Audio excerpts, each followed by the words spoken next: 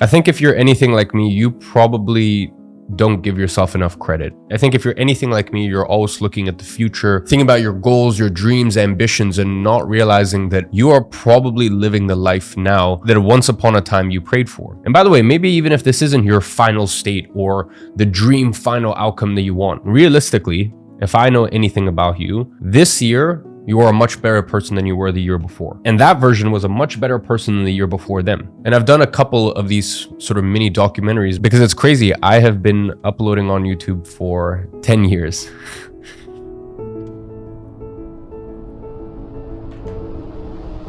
Man, what a journey it's been.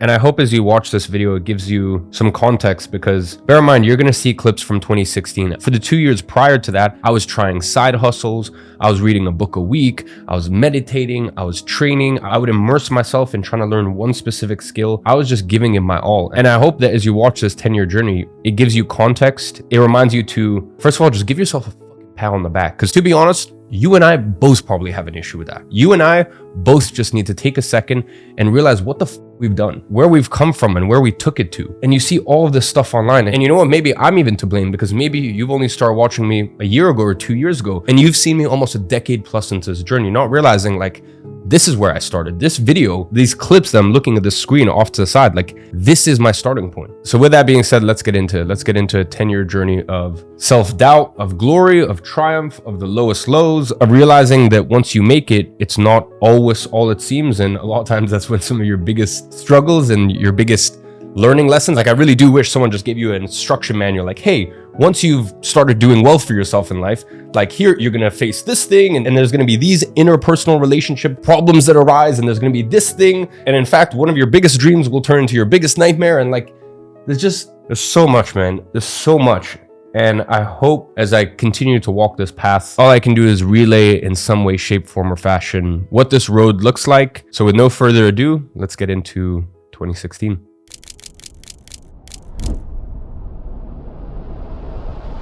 So yeah, I basically just want to talk about why I'm doing this before I end off, and where I want to go with it. I started on Instagram maybe 2.5 months ago, and I can honestly say in that 2.5 months, lots of opportunities have popped up, and it's really been just a great decision. I start off one photo, now I have 60 odd, whatever. And yeah, in that 2.5 months, I've gotten sponsorship offers. I've gotten so much feedback. I've gotten people telling me that I inspire and motivate them. And all these things are just amazing for me to hear, and they really just make me quite happy. I've given out advice when asked. I really just tried to help people out with their journey, and I've tried to share mine. And if that's interesting to people, then so be it, and I'm happy they're on my Instagram and enjoying my content. And really just the next step for me is YouTube. I'll be honest, this is maybe the 3rd day I've vlogged, and this is probably the 1st day I've gotten it properly as I wanted it, and I'm still nowhere near what I want my video production to be and what I want my videos to look like. There really is just quite a distance to go before I reach that place. And I'll be honest, YouTube vlogging is just so hard, especially in the gym. So hopefully it's something I'll get better at. Practice makes perfect. Same applies for literally anything in life. So yeah. Hey guys, I'm back. Let me just change this. All right, that's better. Yeah, so as I was saying, I'm back home now. Had a pretty good workout. I don't know, it felt kind of like I got a really good pump. Felt really good. Felt a lot harder than normal in terms of like the bench press. Everything just felt a lot heavier today than it normally would do, which was a bit odd. But yeah, I'm home now, eating my dinner, which is literally just chicken and rice. That's literally my favorite meal. That's really what I want guys, I want to help, I want to inspire, I want to motivate. If you guys have any questions, feel free to ask me. I will answer. Because at the beginning, I had so many questions and I asked as many people as I could, and they really helped me out. And now what I want to do is I want to take what I've learned and help other people out. I want to provide value is basically what I'm trying to say. So now what I want to do is I want to take this, I want to share my journey, and if that inspires and that motivates people along the way, I've done what I've accomplished my goal, basically. My goal is basically just for another 15, 14, 16, 19, 20, whatever, however old you are, to see my video and think, wow, you know, if you stick in there, if you put in the work, great things can happen. Because literally, credit where credit's due. I mean, when I used to look at all these YouTubers saying they'd get home and then they'd have to do editing, I would think, how long does putting together a couple clips take? It took me an hour last night to put together, overlay some music, render a 13-minute video. This vlogging thing's harder than I thought. Hey guys, so I want to end off today's vlog by inviting you to ask yourself, why are you here? What's your purpose? What's your passion? You know, it's 11:30. I just did my second workout of the day.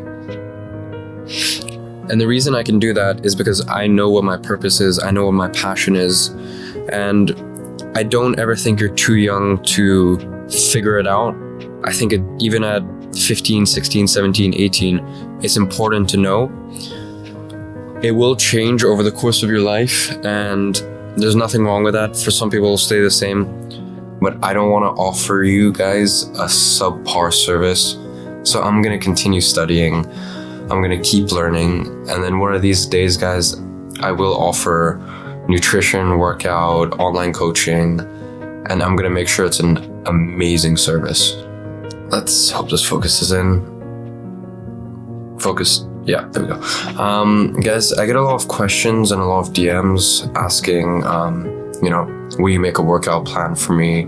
Will you make a meal plan for me? And they're offering money in exchange. A lot of people actually do online coaching, and I think it's a great thing. I don't think you need to pay insane amounts of money to have a personal trainer there by your side. I think if you get a solid workout and nutrition plan and you just get some support, it's really not that hard. Guys, the equipment at the end of the day, it doesn't matter. What matters is the narrative, the message you're putting across, and the way you put together all the clips and edit it, and the way you present that message. And that's, once again, something that I need to work on, and that's something that I'm continuously striving to improve, because this is the way in which I share my message. It's through YouTube, it's through my Instagram, it's through what I write on Instagram, it's through my periscopes, the way I message back, and the amount of detail I message you back with, and the thought and the care I put into things. So guys, this is just my sort of way of saying, you gotta hold yourself accountable. You have to constantly evaluate what you're doing. If you don't know, I train maybe 3-4 people like on a consistent basis, and I make them workout plans, sometimes even meal plans, that help them achieve their goals, because these are friends of mine. It's easy to think in times like these that you're useless, you're worthless, you're undisciplined, you can't push past challenges. But guys, everyone has off days, bad days. Honestly, I can say that today, I mean, I was sick, but I genuinely got nothing done, or at least very little done, and that's not something I'm proud of. I think it's important to still be able to push past obstacles like that and make sure you're getting everything done daily, which you need to. But you are going to have days like these, guys, and don't beat yourself up about it. Reflect on the day, think about why it happened, and then move on and make sure tomorrow is a really, really great day and you make up for everything that's happened today. So that's exactly what I'm planning on doing. I'm just gonna go home, reflect on today, and set all my goals and my to-dos for tomorrow. And tomorrow I'm gonna crush it. I want you to switch on to my video, and I want you to see me say my message and then actually go through with it. I want you to see me, motivate you guys, and then I want you to see me within the vlog, lift to the best of my ability, read books, study, do all these things that are helping me and making me a better person. And I just want to inspire and motivate you guys through that, and that's what I'm best at. So that's what I want to play towards. And yeah, that's pretty much it, guys. I just want to talk about something that's been on my mind, and that's disassociating yourself from negativity, negative people. I think we take for granted just how much negative people and negativity in general actually, how much energy it actually saps from us. Honestly, guys, you can go for a 30-minute run and you can talk to a negative person for 5 minutes. They'll have the same effect. Once you just walk away from having a negative conversation with a negative person, you just feel drained. You feel as though they've stolen energy from you, and that's not how you should feel. You should always try and surround yourself with positive people. You should have positive thoughts, and you should go about things in a positive manner, because there's always a negative and a positive way to go about things. Even something like not fulfilling your duties, that's negative. Putting in the work when you don't want to, that's positive. I mean, I look at everything like that.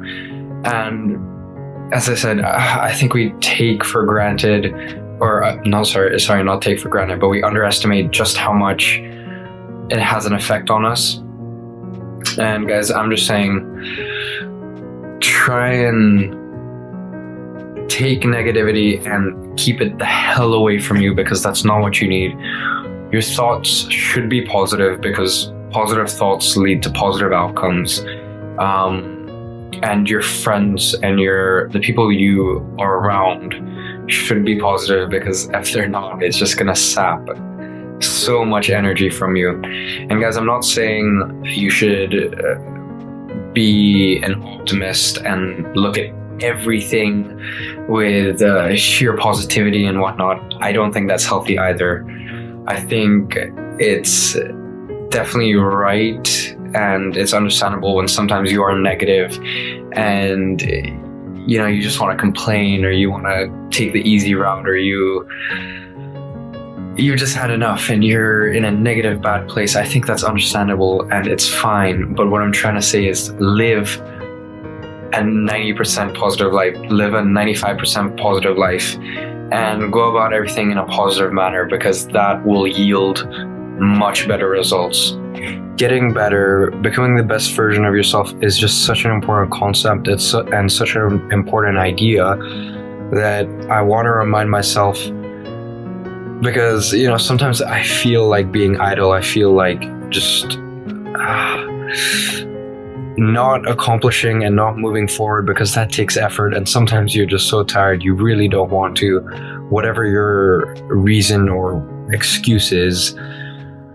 So that just reminds me of my core value, which is always move forward, always find ways to improve, and always find ways to become the best version of yourself. Alright guys, just to end this vlog off, I thought I'd show you something I'm quite proud of, and something that's continuing to grow, and that is my sort of book collection.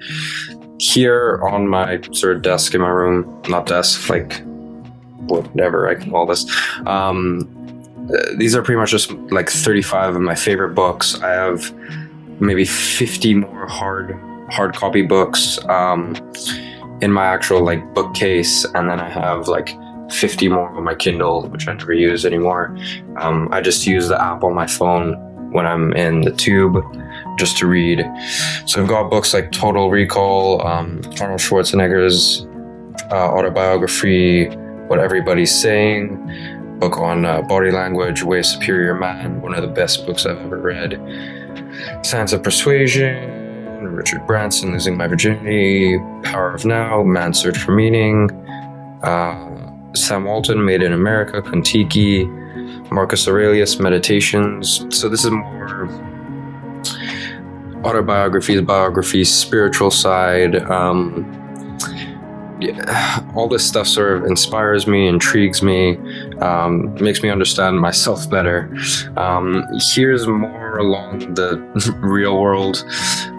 So we've got stuff like Alistair Campbell Winners, 4-Hour Workweek, Do Less, Get More, Freakonomics, Thinking Fast and Slow, Personal MBA, Basics of Economics, How to Speak Money, Making Habits, Breaking Habits, The Power of Habit, Willpower, Mastery, 48 Laws of Power, and my Kindle. And then I've just got my NASM notes, some investing notes, some personal notes, and goal setting from like a year ago, which is always interesting to look back at. So guys, as always, this is the end of my vlog. If you've enjoyed, please like, subscribe, and comment, and I'll see you guys next time. I've had people offer to pay me for online coaching and for online consultations and whatnot. I don't want to do that yet because I don't feel as though I'm ready, and I don't feel as though I can offer you an amazing product, an amazing service, whatnot. Guys, I'm training people in real life. I'm reading sports science, textbooks, and then distilling that down into notes and really revising it and studying it. When I'm not motivated, I just think about the people I'm helping and all the questions I get and, the positive effect that this will have. But the point is, I'm taking time out of my day, and this isn't easy, but I'm taking time out of my day to create this for you guys. Oh yeah, guys, Ben Francis followed me. If you don't know who that is, let me just show you. One sec. Wait. Oh god, I'm feeling it. Okay, there we go. He's actually the co-founder and owner of Gymshark. Even before he followed me, I knew all about him. I mean, his story and what he's done with the company is absolutely amazing. It's insane, and I don't know, I find it really, really cool that he actually followed me. Sponsorship coming soon, I'm telling you guys. Whenever you put yourself out there, you have to expect that you're going to get criticized, laughed at. People are going to think you're stupid, or they're pretty much going to taunt you. But don't give people that right. It's your life. You have to do what you want to do. And you should not be giving people the right to dictate what you're doing. It's your life. You decide. Let's talk about motivation. Some days you feel like it, and some days you don't. So guys, that's what motivation is. It's feeling like doing something, but you won't get anywhere in life if you only do what needs to be done when you feel like it. You're working off emotion. So instead of trying to find ways to stay motivated, try and find ways to build a great work ethic, because that's how you get places. And on that note, let's start this vlog. To me, honestly, I'm just enjoying the journey so much that it doesn't even matter how many subscribers, how many views, how many likes. But the fact that every day there's usually around 150 people who watch my videos, 150 people who take out 10 to 15 minutes of their day to watch me talk to a camera, to watch my life, that's incredible. So I just want to thank you guys.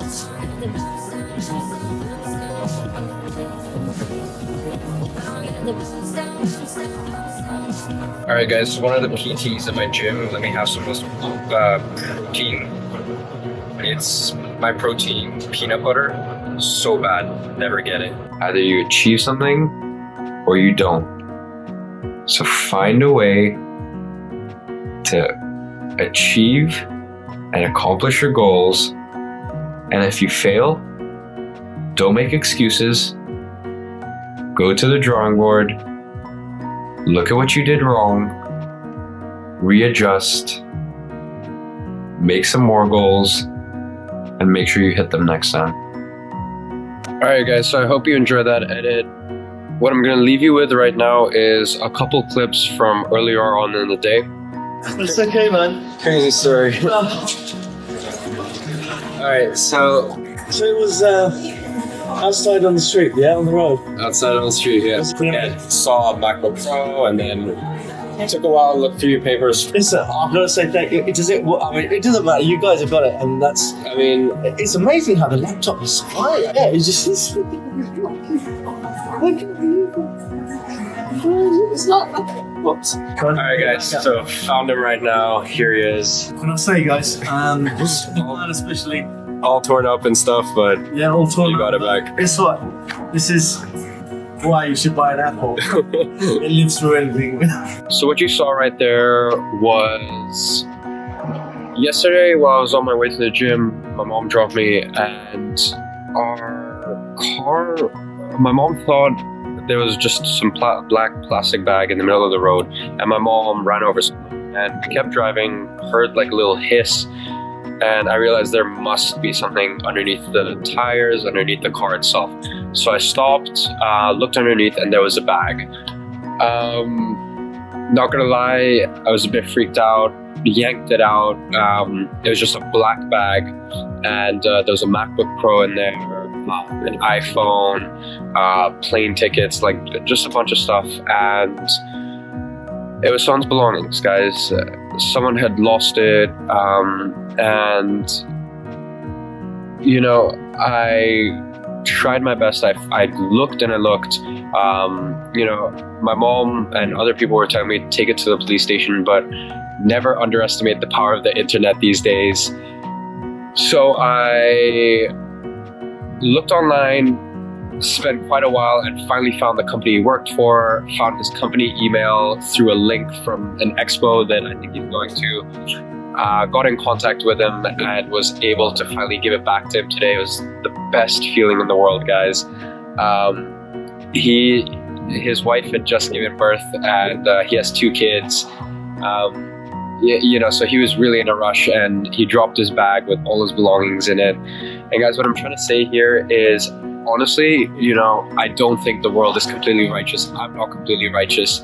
I don't always do the moral things. I'd be completely lying to you if for a split second it didn't, you know, occur in my mind that I could sell this stuff for like £1,500, £2,000 and buy myself new camera equipment and a new phone and all this crap.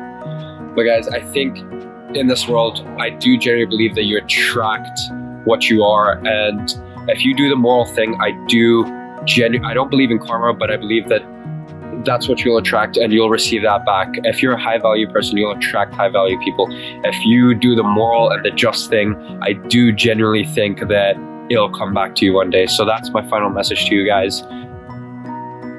You know, be the change that you want to see in the world. Set the example, and you know, sometimes you'll get fucked over, but in the end, you'll always come out on top. So if you enjoy this video, please like, comment, subscribe, and have a great day, guys.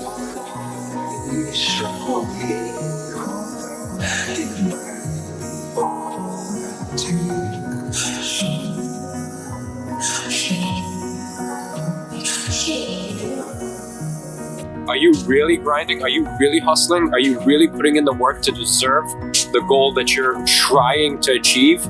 Are you committing to it wholeheartedly, 100%? Or are you just half-assing it?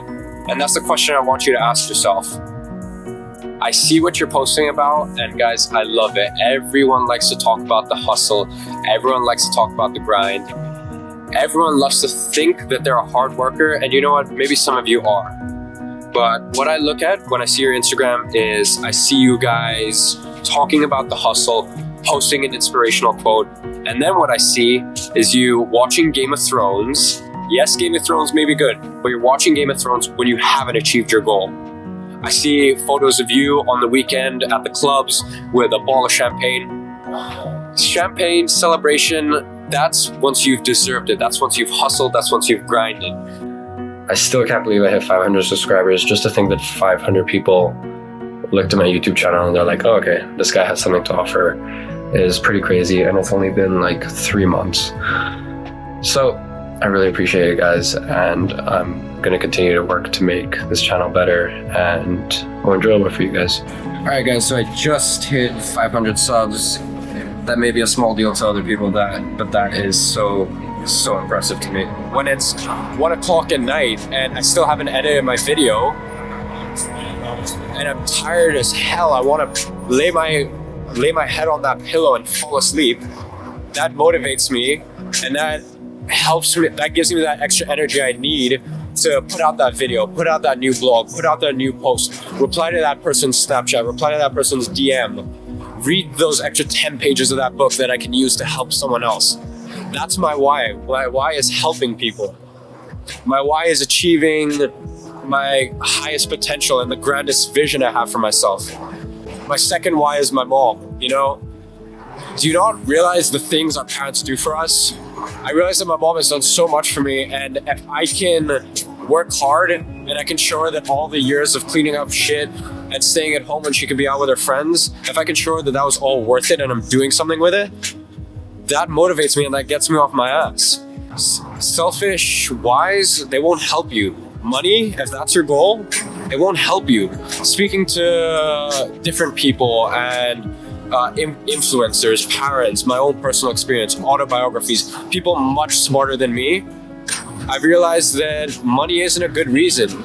It has to be, your why has to be selfless. It has to be about something bigger than yourself. Because motivation is when you feel like it. And motivation can get you off your ass and it's appreciated, but you need a why. You need a reason as to why you're doing what you're doing. You need a North Star. You need something to look at when you're having a hard day, when you don't want to get off your ass. Put out free content, guys. My number one goal is to put out as much free content before I, and if some of you guys want to take it to the next level and really change your lives, I've got my online plans. I've got my in-person clients. I just came back from training 2 clients. So the message I want to leave you guys is first of all, give before you take. Get out of this taking mentality. Find ways you can always provide value. Find ways you can pump out free content before you expect people to buy a $300 online coaching package. All right, guys, so what you saw right there was a workout with my girlfriend. It was last week's episode. So, it takes a lot of courage to be completely honest about what's going on in your life and, the ups, the downs. Here on YouTube, it's really easy, whether you have 1 subscriber or 1 million, to show, just the good side, show how awesome your life is. And when you've got a personal YouTube, such as myself, when you decide to share your life, such as myself, I think it's important to show the ups and the downs. So, point is, I just want to be completely honest with you. Going forward, the next couple episodes, next couple vlogs might be a bit more mellow, not as happy. Basically, today was my girlfriend's last day in London. She moved back, so that's just something I'm warning you about right now. So guys, if you do YouTube, if you're trying to put on a facade with your friends, if you're trying to act like everything's okay and your life is just up, which is, I find it easy to do, especially because a lot of people are like, oh wow, 16, you've got this in order, this in order, this in order, I can't believe you're 16, blah blah blah. Show your struggles, because you honestly don't know who you could be helping. Just be completely real, and there's someone who could learn from your journey. It's beginning of the summer for most people. It's beginning of the summer for me. I want you to write down goals for the summer. What do you want to start implementing? What do you want to start doing? Write it down. It's not enough just to have a thought, because the thought stays in your mind, and then day by day you're like, okay, I'll do it tomorrow. Set a deadline, set a goal. And another thing I want you to understand is, I keep promoting hustle, hustle, hustle. No, guys, hustle isn't the only thing that changes you as a person. I want you guys to have experiences where you go out with your friends and you start building better relationships, better friendships. I want you to get a really broad range of experiences, a broad range of emotions during the summer break. I want you to look back at the summer break and be like, this is the best one I've ever had. I want you to come back in after the summer and I want people to say, wow, you've changed. What the hell happened during the summer? And if that's happened, then you know you've truly transformed as a person and you've actually used the summer wisely. Every few months, look at what you're putting out there and evaluate it. But stop overthinking, guys. I mean, my main problem is I overthink this thing. I think, is this video good enough? Are people gonna like this? And the funny thing is, the videos that I put the most effort into usually seem to get, average reception. It's the ones that I do off the cuff like this. They seem to get more likes, more comments, because people see how real it is, how raw it is. So, if you've gone and you've gotten 0.00001% closer to your goal today, congratulations. Congratulations, pat yourself on the back, and don't ever let yourself talk yourself down. I want you to be your number one supporter, okay? And I know a lot of people out there struggle with this. Look at me when I say, be your number one supporter, because there are 100 other people out there that are gonna beat you down, so you need to be there for yourself. Everyone is at a different stage of their journey, and as long as you're consistent, that's it, you're done. You're done. As long as you put out a video that day, it doesn't matter what's in it, you're done, you're good. Seriously, if you've gone to the gym that day, and you've done a 15-minute workout and decided, I genuinely cannot do this, you've done it. And as long as you go the next day, I do not care. You're a success. I want you to pat yourself on the back. If you've meditated for 2 minutes and realized you've got demons in your head and you can't stand your own voice, your own head talk, then you know what? As long as you do it the next 3 days, you are good, you're A-okay. I want you guys to focus more on consistency than the product itself. When you do good, when you put great stuff out there, that's what you're gonna get back. I think, just being honest, I know I deserve this because the amount of free content I put on YouTube, the amount of time I put into my Instagram, replying to every single person who, asks me a question or anything like that. This is the byproduct of all that work and giving all that effort. When you give, you receive. Simple as that. And I've given a lot of value recently, and I guess now's my time to receive. So I think in yesterday's video, I told you guys about how I was hired to manage my old club's social media, do their marketing and their branding. So I'm just having a call with the owner right now to discuss a few details. I'll use something like Photoshop or Lightroom just to make it look more professional, work the first billable. So that's YouTube. Also, there's a lot of analytics that I want to look on this, see when you're getting most traffic, and then optimize to post at those times. What I want to talk to you quickly about is enjoying the process. Now, you're not going to find happiness from when you get that first 1,000 subscribers or when you make that first million. Maybe in my case, it's not first million, but when you make 1,000 in a month, which I've done, which I did last month actually. So you're not going to find enjoyment from that, guys. What you are going to find enjoyment from is the tedious sort of stuff, making channel art or talking to clients. It's the little sort of things, and it's literally about enjoying the process. And if you can find a way to do that, then maybe you're doing the wrong thing, and that's something you should think about. Alright guys, so I haven't been recording simply because I've been in serious workflow. I just finished up like 3 hours of work, started my social media management for the club, had a couple calls with the owner, and just started doing channel art, icons, analyzing their Facebook, doing their Facebook analytics, seeing what I could pick up from there, as well as deciding where we want to go with running Facebook ads for the upcoming trials. If you guys play football and you're in London and you're anywhere from 14 to 16, just hit me a message and I can link you up with the football club. It is a good team. So, as well as after that, I had a couple Skype calls with clients, just weekly, keep up to date with how they're doing, how they're enjoying the programming. You could be doing this as well. If there's, if you're looking at something expensive that you want, maybe you want to go on a trip, look at something you're, okay at, or maybe even good at, and find a way to monetize it. Don't use your age as an excuse if, you're 15 to 18, because people will still hire you for quality. As long as you know what you're doing, as long as you can market yourself well, there's a lot of money to be made out there in whatever your niche is.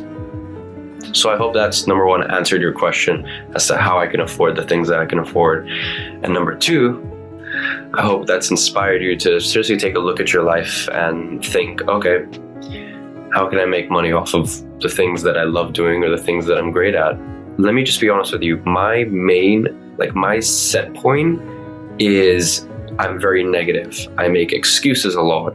I'm very lazy. I'm serious. This is genuinely where I come from. I'm not very clever. I don't retain information very easily. But what I am is very hardworking. I've, weeded out all those bad attributes, things like not being able to remember or retain information easily. That's why I've realized that, and I highlight and I make information packets and I look over things again and again.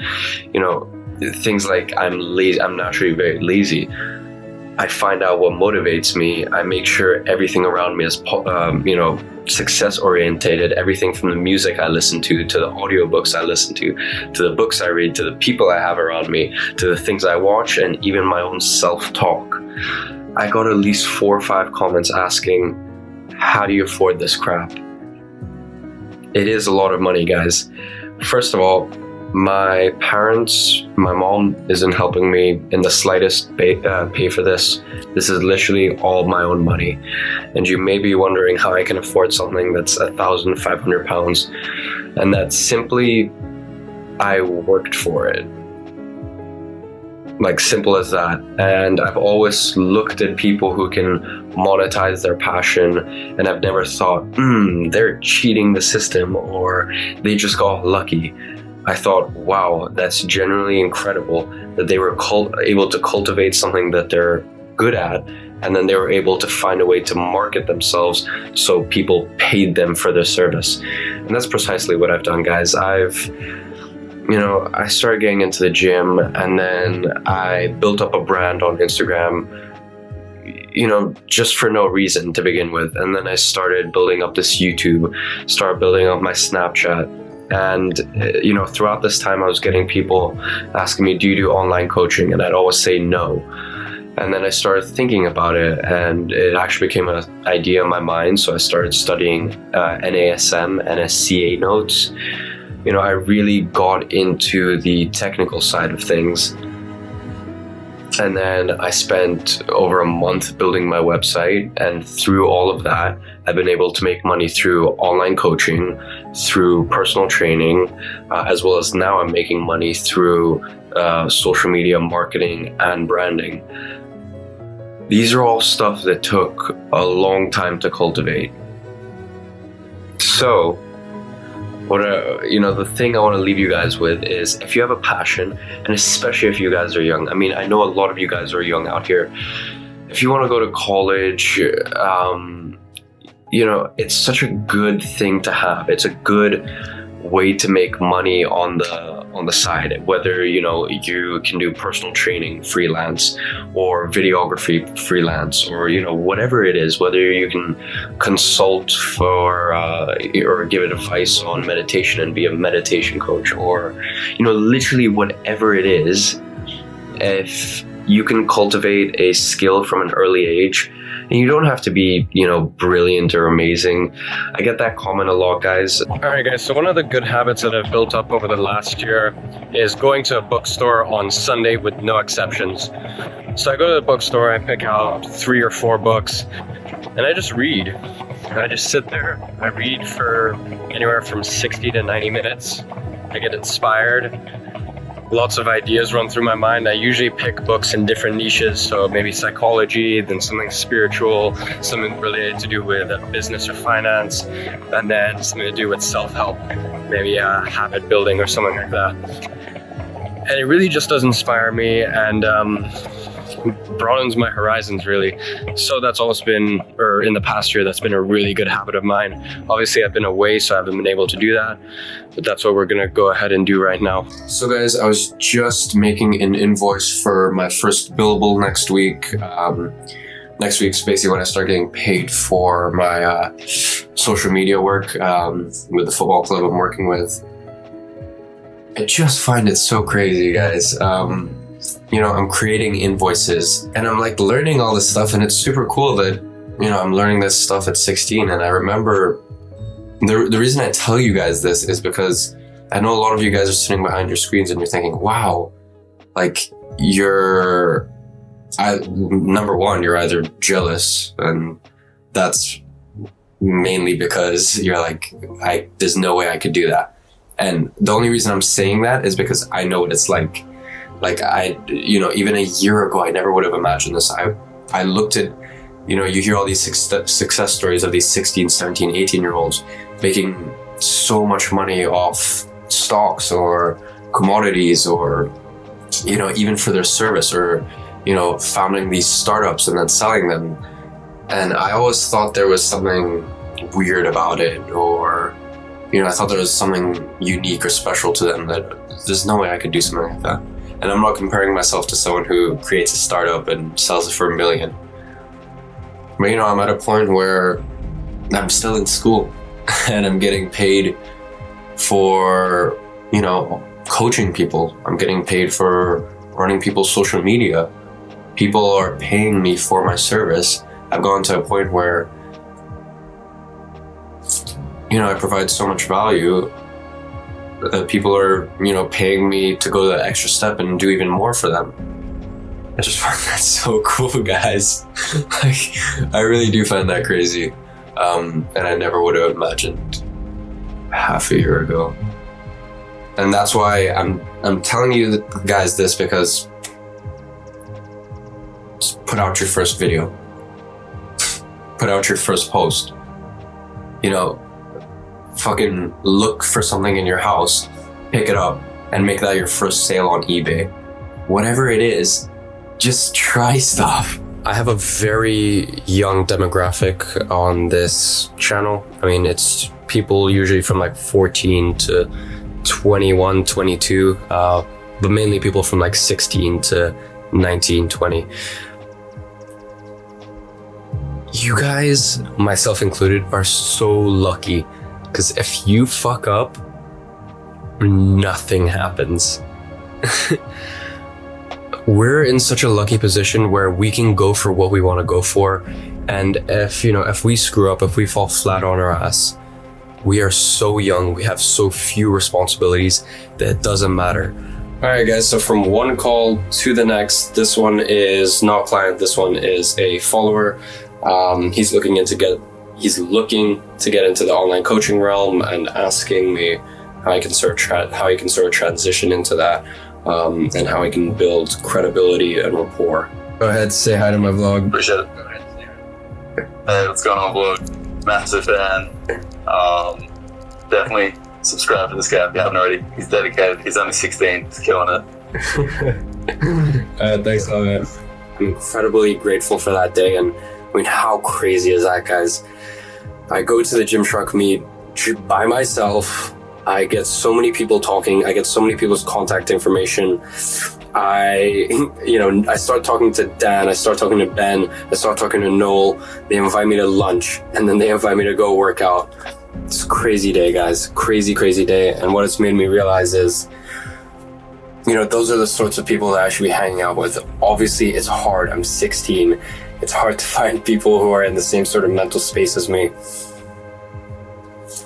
It was just so motivating and invigorating being around that sort of mentality.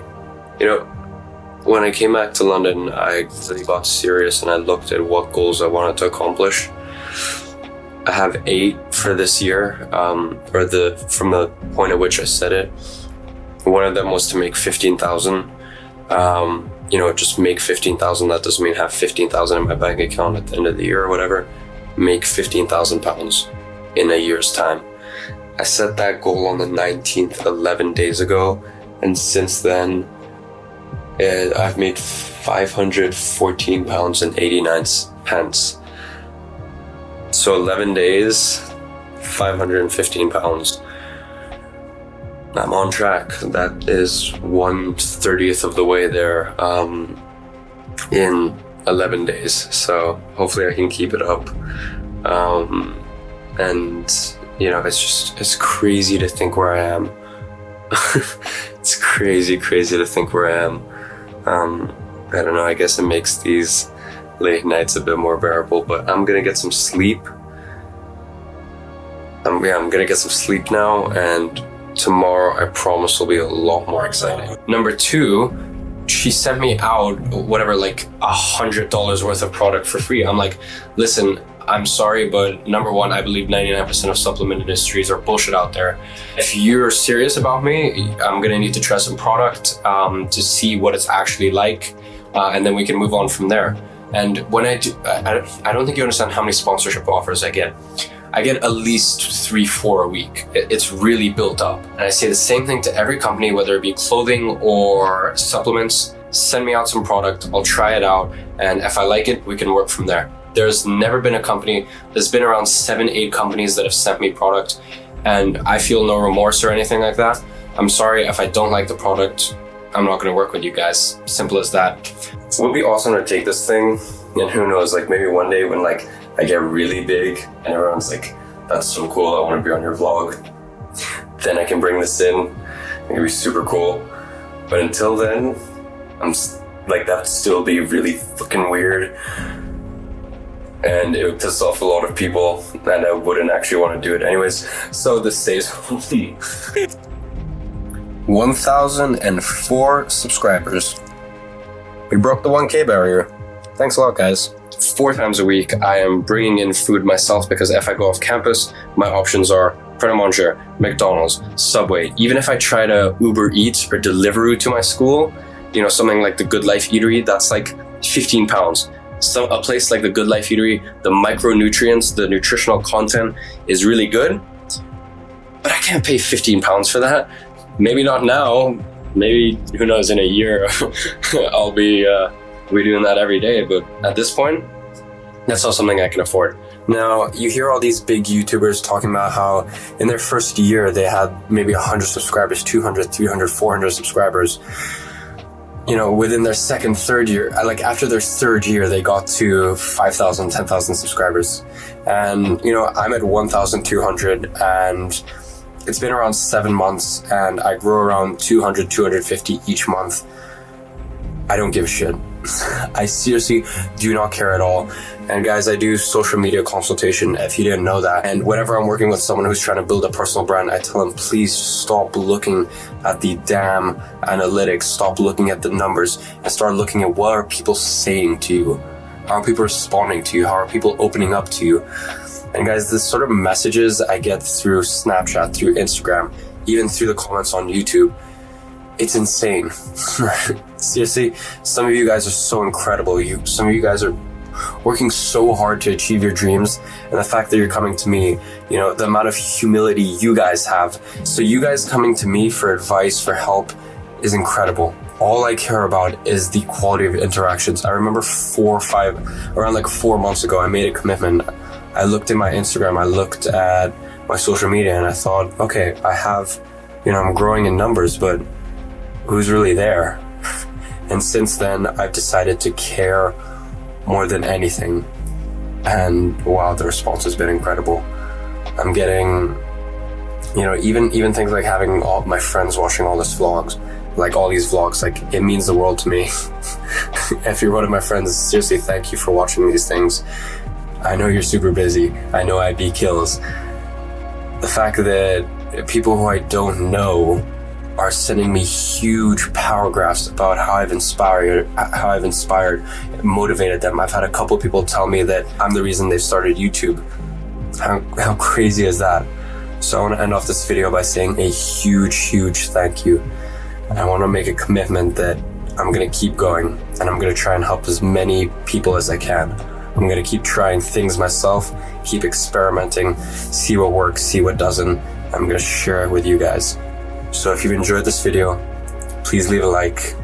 I'll see you in the next one. If you want your finances to blow up, if you want an incredible social circle, if you want to be more happy than you've ever been, simply just give more than you take. I've seen it time and time again in my life. It's always when I'm giving so much value, giving more than I take. That's when I'm the happiest. That's when incredible things happen for me. And honestly, even though I'm doing all this YouTube stuff, even though I've written free ebooks for people, even though I give people my personal number so they can call me and I can give them advice for free and take the time out of my day, you know, constantly replying to Snapchats, DMs. Even though I'm doing all this stuff, so guys, people will always wonder, how do you work so hard? How do you hustle so hard?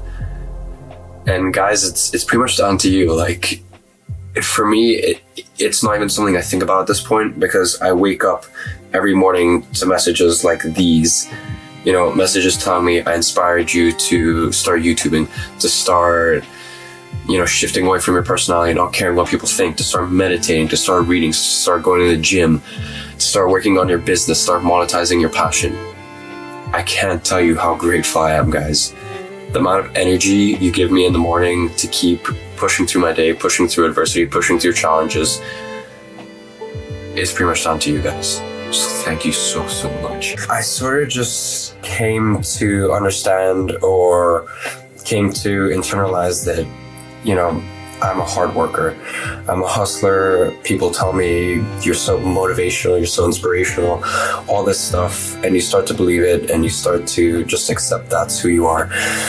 Me, myself, Iman, I'm the 16-year-old who works hard, is, you know, just a hard worker, good work ethic, sort of ahead of, you know, most teenagers, like not in a cocky way, but, you know, just someone who's sort of matured and grown up very quickly, and someone who sets the precedent. Everything, like the transitions.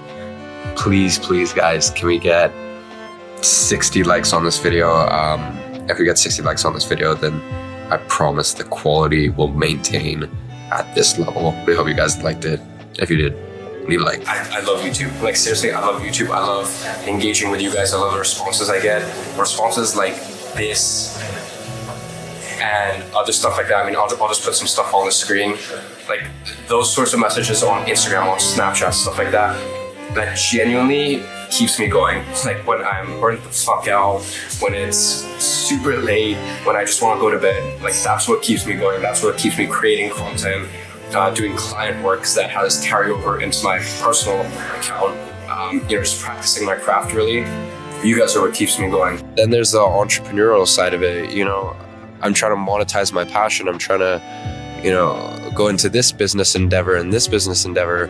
And I'm getting really creative, and that comes with a lot of work. And when I say a lot of work, I mean a soul-destroying amount of work. And sometimes it's hard for me to keep up, and it's a sacrifice that I kind of have to make. And especially at my age, at 16, I'm sure you guys must have seen recently, if you're following my Snapchat and stuff like that, you know, I'm getting tempted to go out and party and be with friends all the time, as a lot of 16-year-olds do. But I guess it's something that I have to sacrifice going forward if I reach my bigger vision, my lifestyle goal, rather than, you know, just a short-term hedonistic goal, just having pleasure and whatnot. I guess. All right, guys, so fast forward 6 hours. We're with this one. Oh, I thought you were gonna miss me. We're on our way to Chipotle. Dude, I can't wait in like 2 years, 3 years, where we're Ubering everywhere. But, Iman, you're gonna be fucking loaded with fitness money, Mr. IHB Fitness. I'm gonna be in Pacific College, $70,000 in debt. So Yeah. one step at a time. Okay, but yeah, still. No, okay, well, I'll pay for the Uber. Love you. Yeah, dude, I can't wait until like 2 years until we Uber everywhere. But for now it's bus. You know, it's so crazy watching those clips of me back in 2016 as a 16-year-old.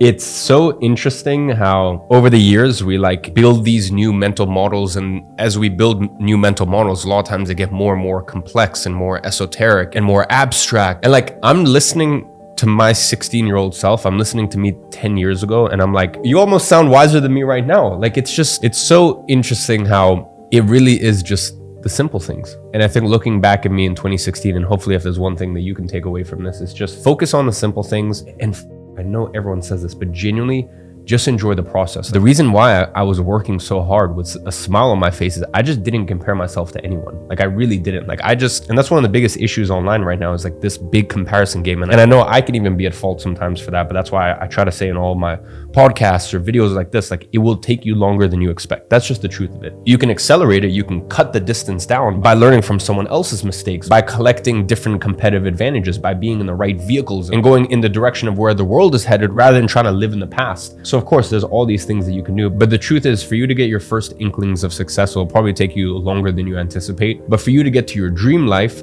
a lot of times it comes a lot quicker than you can anticipate. So it's this weird juxtaposition. But then again, that's why I always say, when it rains, it pours. So with that being said, let's take a look at what 2017 had in store.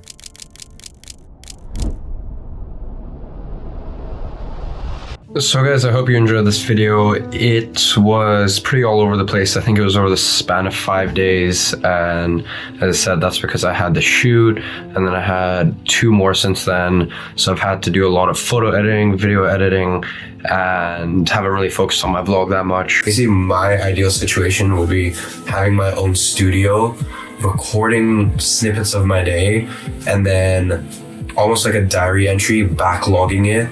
So, you know, sitting there in my studio with all the perfect lighting, talking about this happened, and then showing the clips, this happened, etc., etc. So we're making like a story out of my day.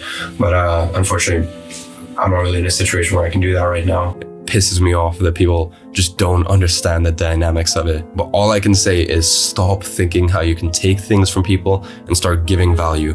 Because when you give value, people's guard is let down, and they sort of bring you into their own world. So that's my little message at the end. Now, I'm actually gonna be working with Athlete really, really closely in terms of content creation and building the brand. So there's gonna be a lot of exciting stuff coming soon to you. So guys, this year, I'm not playing around. The past 2 months have been insane.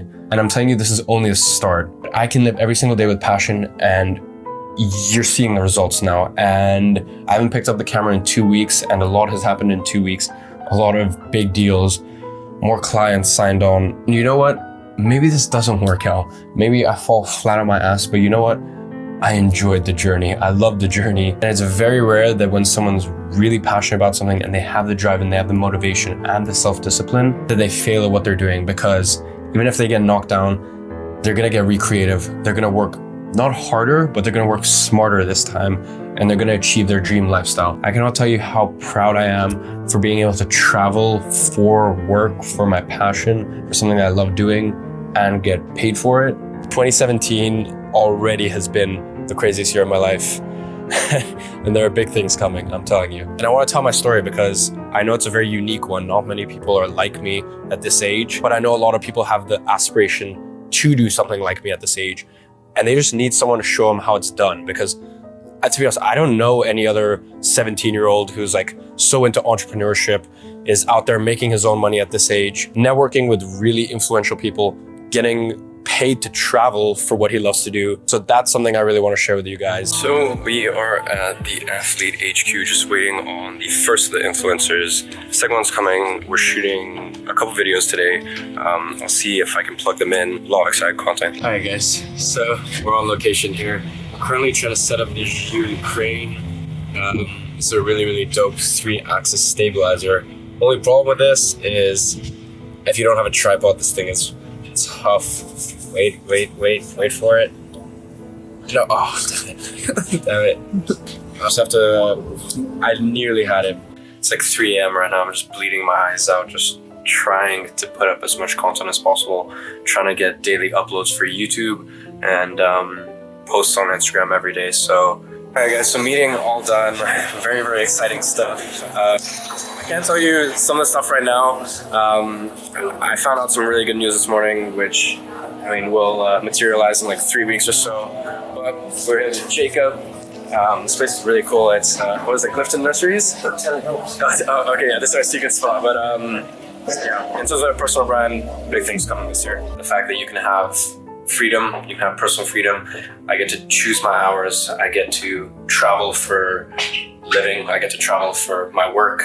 I get to, like my work week is like 20 hours, and I can make that even less if I delegate more to like my team of graphic designers, content creators, marketers. And I'm happy to announce that today is the day where I have my last day at school.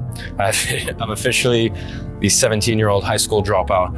And I came to the decision after having an incredible 3 months, incredible 6 months, getting to a point where I have mentors who I trust and I've learned so much from, getting to a point where financially, like, I know I'm gonna be okay even with this decision, getting to the point where I have so much passion and drive for what I'm doing that I just can't sit there and learn all this stuff and deal with the opportunity cost that comes with wasting all this time. So yeah, the point of this whole video was basically just to show you in like one day how much hustle there is. And then in terms of like I said, it's 3 a.m. in the morning, so like the amount of editing involved with it as well is crazy. Content creation, it's way harder than you could ever imagine. Even though my work week is only 15-20 hours, which is what is bringing my income, my revenue, I put so much pressure on myself outside of that, and I end up getting like 4 or 5 hours of sleep most nights just because like there's so much opportunity out there. I'm so excited and I can't contain it. Honestly, guys, I genuinely find it incredible the fact that nowadays you have zero excuses. If you have internet and a phone, you can start your personal brand, you can start your business, you can travel, you can see the world. Like, there's nothing you can't do on an iPhone or any phone for that matter nowadays. So, like, I want to crush any excuses that you guys have. I want to give back. I want this to be an opportunity for you to realize that, like, now's your time to start your personal brand. Now's your time to start your business. If you were thinking about making YouTube videos, this has a 1080p, front-facing, back-facing camera. If you're thinking about starting your business, any sort of app you need, Evernote, Trello, Google Docs, Google Drive, anything you need is on here. You even have stuff like Canva, design apps, photography apps, anything you need to start your business, anything you need to start your personal brand, this is all on here. So, I want to give that person that, maybe hasn't had the chance in the past, and that's not necessarily their fault. Maybe they come from bad circumstances. I want to give you the chance to, as I said, make 2017 your year, because so many people talk about it, not too many people execute on it. So as I said, I'm really, really happy that I can give back like this. Now, once I've woken up, I've gone to the gym, steam room, sauna, and I come back home, I meditate, then I read like 30 pages to 50 pages of a book, depending on whatever it takes to read a book a week that week. So as I said, I've gone to the gym, meditated, read, then from the notes I've written last night, I look at what I have to do, which is on Evernote. I use Evernote as my to-do list. I use my calendar to see the week.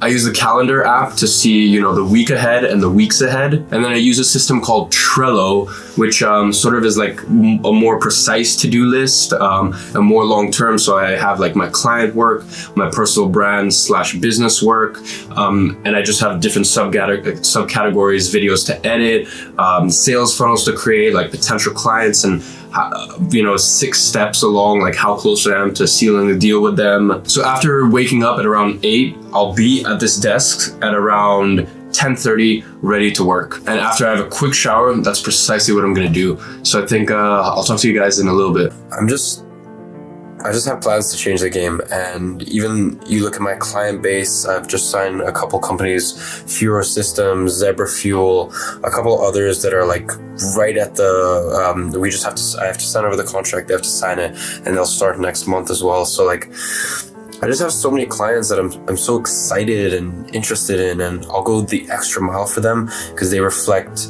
me as a person. Things are just like going at a crazy rate that I never would have imagined. I think I dropped out of school around like 8 weeks ago, like 2 months ago, maybe like 10 weeks ago. Honestly, it has not been long. And ever since then, I think it's just been the best decision I've ever decided to make. For me personally, that is, because it's just giving me so much time and so much leverage to go out and build up this business. Also, it is scary as hell. Look, I mean, guys, I'm 17 years old. I've just hired my first employee. My second employee is coming on board in August. Like, I'm 17 years old, and by the end of this year, I'm running a 6-figure business. And I never would have imagined, if you had told me that even like 2-3 months ago, I would have thought you were ridiculous. I mean, I have high ambitions, but a 6-figure business, that's pretty ridiculous. Well, I mean, literally a year ago, I was in Amalfi Coast, Italy, with my ex-girlfriend and her family. And I remember the plane ticket was like £100 or something like that. And her family literally had to pay for it because broke as fuck. Yeah. I mean, honestly, 2 dads who just kind of stepped out of my life entirely. My mom, single mom, unemployed, just bless her. She's done everything she could for me, and she's always put an opportunity in front of me. But I need you to understand, I don't make any money off this. I don't have Google AdSense. I don't take any sponsorship deals. I don't do anything. Consistently, month by month, I lose money on this. And I'm cool with that, simply to leave a legacy, simply because of all the messages I get from you guys and all the stories I hear. I'm happy to lose thousands and thousands a month just to maintain this stuff. I really do mean this when I say that I want my life to look like a movie in every single way. So guys, it is 4:30 right now, and I'm done with my work day. 6:30 to 4:30. I'm sure it must have come off as very boring and tedious and menial, and that's exactly what it is.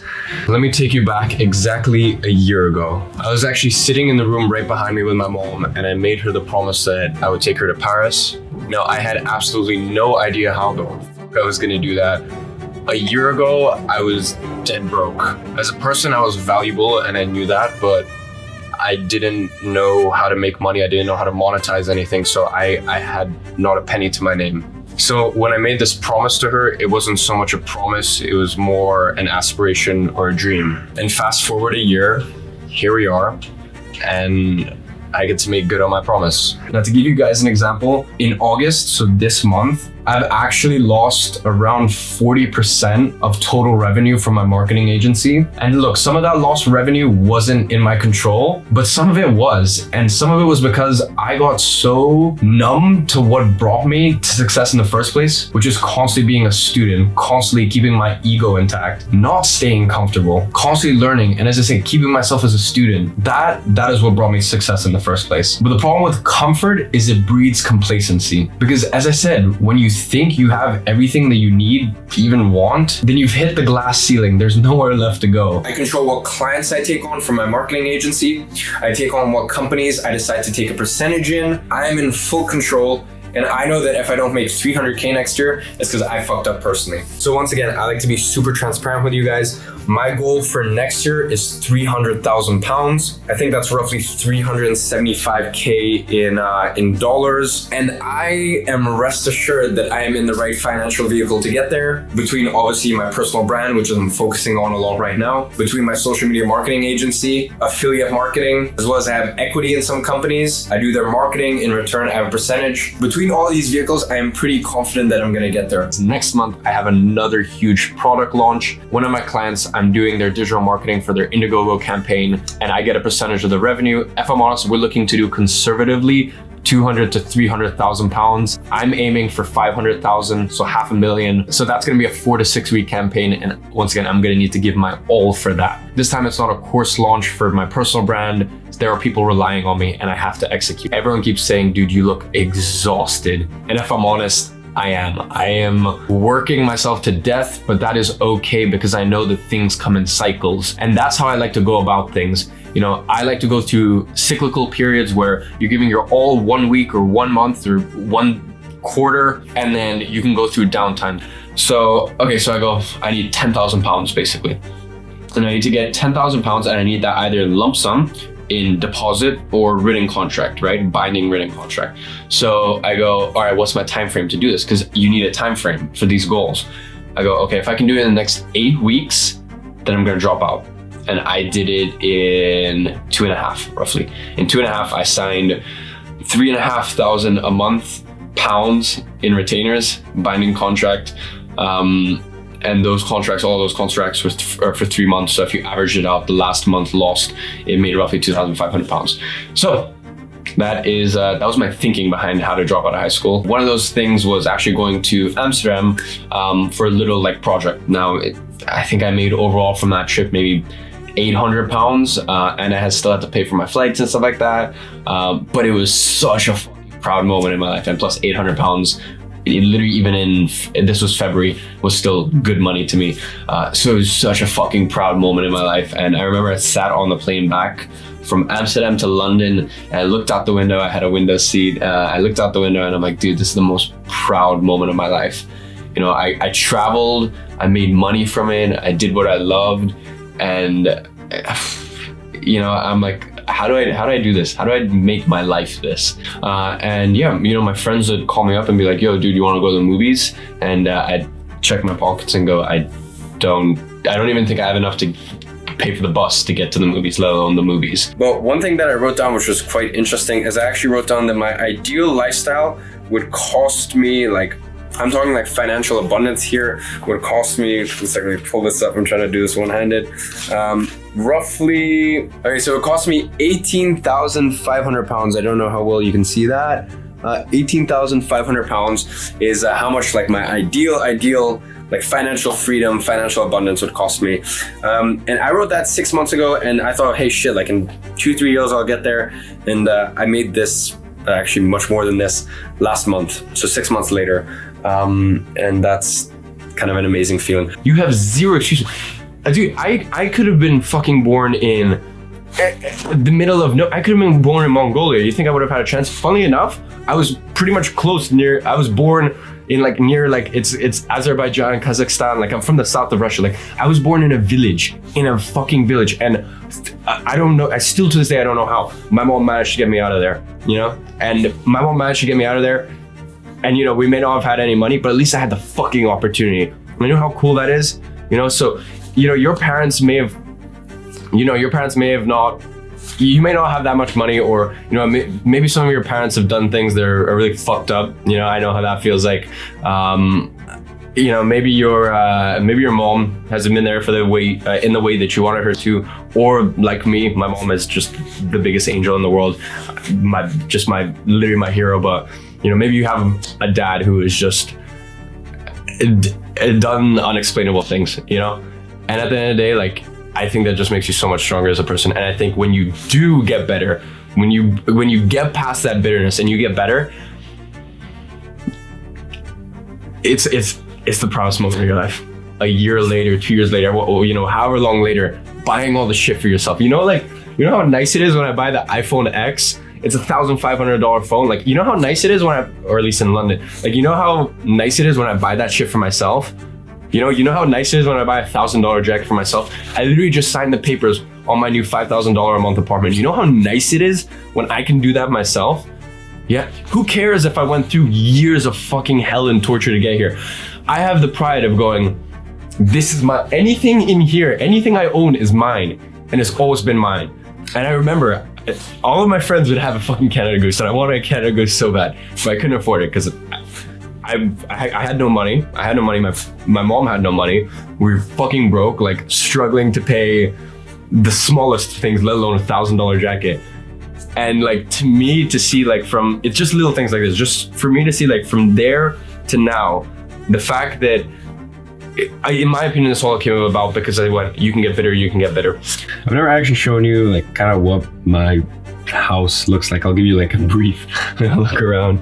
This This is my wardrobe, or at least some of it. Yes, used to have doors, but that broke in a bit of a family incident. This is actually where I went, so I guess it's kind of convenient. I guess I have another mirror out here. Now, one thing about my house, has been renovated in like 14, 15 years. So it is quite literally falling apart. And obviously me and my mom never had any money to fix things. So we just kind of dealt with it. So yeah, once again, that's my shower. Broken the shower head, that was a long time ago. Everything in here is pretty much broke. Yeah, this is it's my bathroom. As you can see, just like everything in this house on another level is broken.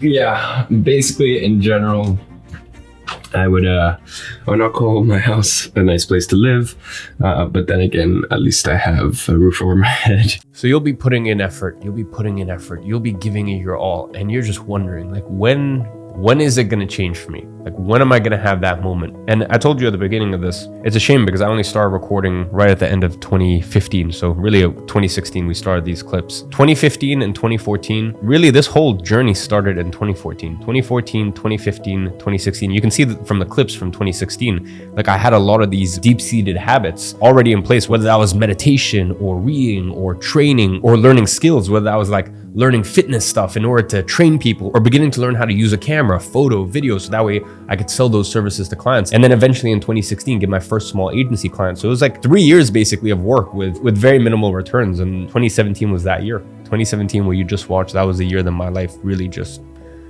everything flipped. And it's tough because you just never really get a moment like that again, if I'm honest. Even as you start to see these next clips, and of course, you know, my life, 2018, I really take what I accomplished in 2017 and amplify it and take it to the next level. Like, just please promise me one thing. When it works out, and it will, it might take a little longer than anticipated, just as you can see with some of these clips here, even though there's 2 years of footage that I can't put on here. Not if, but when it does work out, please, I beg you, take it in. Like, take it in, because I'm telling you right now, later on in your life, you will look back at those moments and those will be the good old times. Those will be the golden years. Nothing in your life will ever come close to those first inklings of success. So appreciate it and take it in. And with that being said, let's see what 2018 has in store.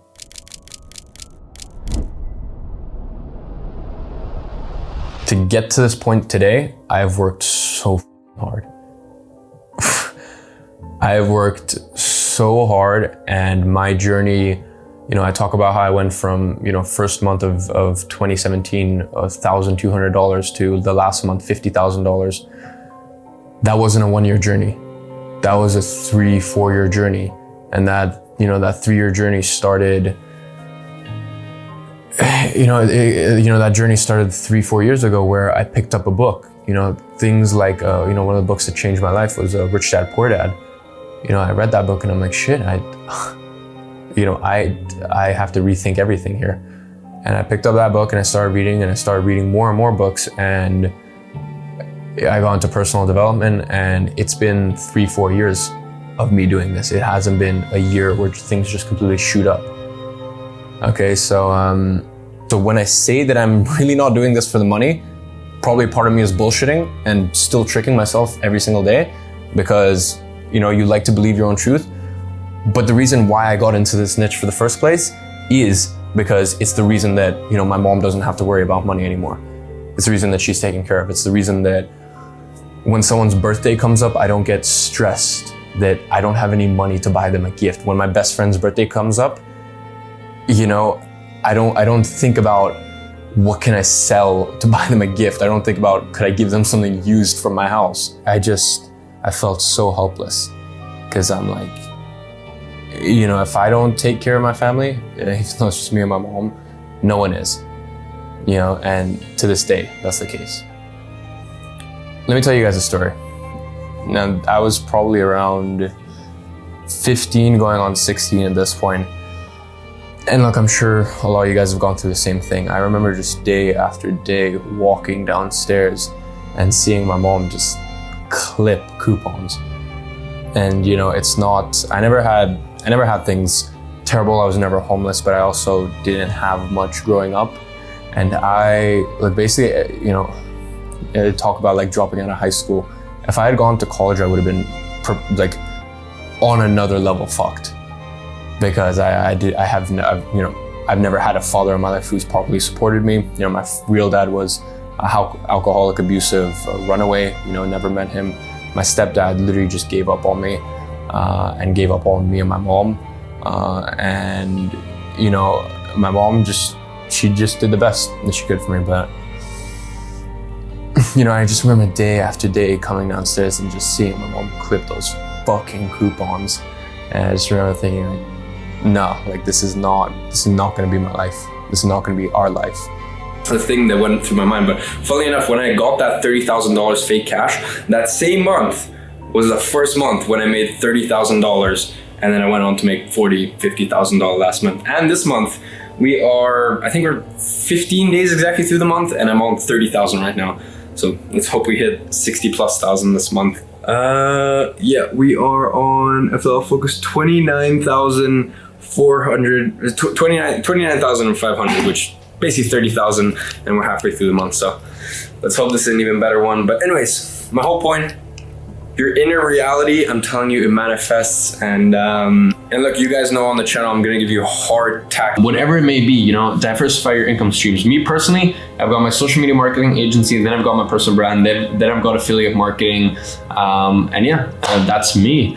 That's kind of me sorted. And you know, if 1 month, one of them dips, it's not really an issue. You know, I think what's sort of like the age-old saying, isn't it like the average millionaire has, I think, like 8 income streams, and it's really, really important. It's really, really important just to diversify your income streams. And I was one stage in my life where I'm just like, I am so grateful that I didn't follow the rules.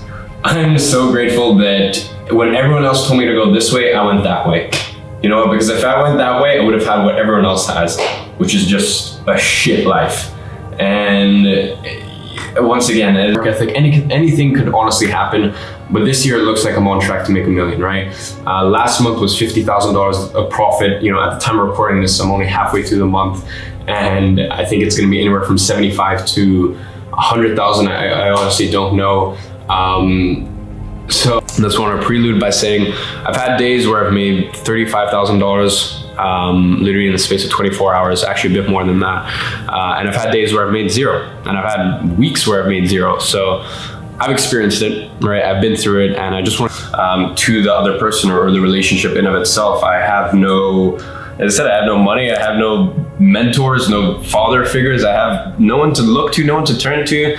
And that, I would say that was the reason I am here today, because I had to look at myself top to bottom and go, look, who are you as a man right now? Even though I was only 16 at the time, and then who do you want to become as a man? And 2 years later, now at 18, you know, I'd say I've gone ahead and I've pretty much done that, you know. I look at who I am now, and I'm pretty proud. So that's one instance. I'll show you this because this is like, you know, everyone says I had a vision and I had a dream. I fucking wrote the thing down and it happened, and I want to show you exactly what happened here, right? So I put financial security, rent 2,000, utilities 500, transport 500, food 550, and like insurance, bills, utilities, stuff like that, around 550, right? So my total came out to 4,000. If you can see right there, 4,250 is what I wanted to do, is what financial security meant to me, okay? And the reason you're seeing those bigger numbers is he's saying, look, if you want to basically not work for the rest of your life, just take that, times it by 12, and then times it by 20. So if we go look at financial independence, all the same stuff I had with security, but now I want to have 750 a month to travel. I want to have 1,000 a month to spend on personal brand or projects. I want to have 250 a month to spend on giving. 250 a month to spend on self-education. And then toys and luxury, 1,000 a month. So now my total has gone up to 7,500, and that's what financial independence meant to me back in May. I have a very different definition of it now, but once again, I just want to show you how I fucking manifested this thing, right? Then we move on to financial. A big speaking event. You'll want to have that evidence or you know, those photos or those videos or that process there with you, and that's why I've made it such a priority of mine to I've literally had my coaches on here. I've had my coaches on here. All of my like clients and stuff like that, they are all documented on here, right? You guys have seen people like Athlete. You guys have seen people like Zebra Fuel, Furo Systems. If you guys follow me on Instagram, you can see me in their offices. You see me with the owners. I've like literally posted all of like screenshots of bank transfers to me, right? With 2,000, 3,000, 5,000, 6,000 pounds, right? If you guys are in six-figure SMA, you guys see whenever I get a new client or a contract, I'll put it in there, right? You see me, as I said, on Instagram the other day when I'm in Knightsbridge Dental Care, and I'm literally taking like an Instagram story with my dentist, who's now also a client of mine. So I've made it such a point. And from, I just want to give you, for me, it was so trippy because like, I remember this is like 2 years ago, I would always, all my rich friends were going out to like clubs and like this and that. And obviously I had no money to even get in, let alone like buy drinks. Luckily, the fact that I don't drink or very, very rarely drink has saved me so much money in the past. But anyways, I would watch this on like Snapchat or Instagram and I'd be like, fuck, if I could just get in that club with them. Like if I could just be at that table with those hot girls and like,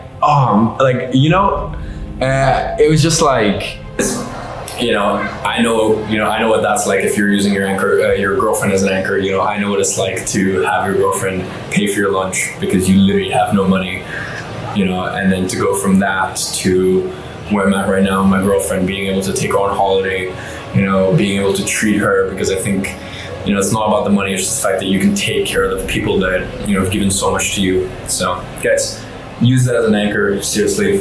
10 years, probably since like, I went like a solid like 7-8 years without traveling pretty much at all when family was going through some issues. But here, back now. Airport's not that bad, or this terminal's not. Big agency last month brought on one client, Knightsbridge Dental Care. I think I mentioned that to you guys.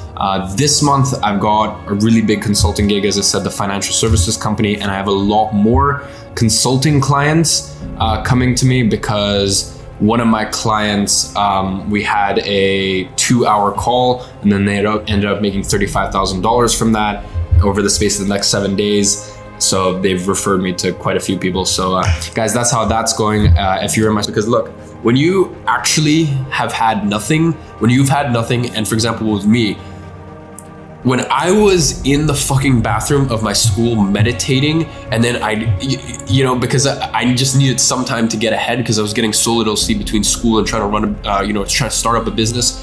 When I had all of the teachers tell me I was a disrespectful piece of shit because, I wanted something that was against the status quo.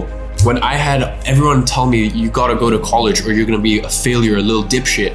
When you go through that and then you finally get a bit of success, you want to get the Ferrari to stick it to people. You want to get the Rolex to stick it to people. You want to go on all these extravagant trips and stuff like that to stick it to people.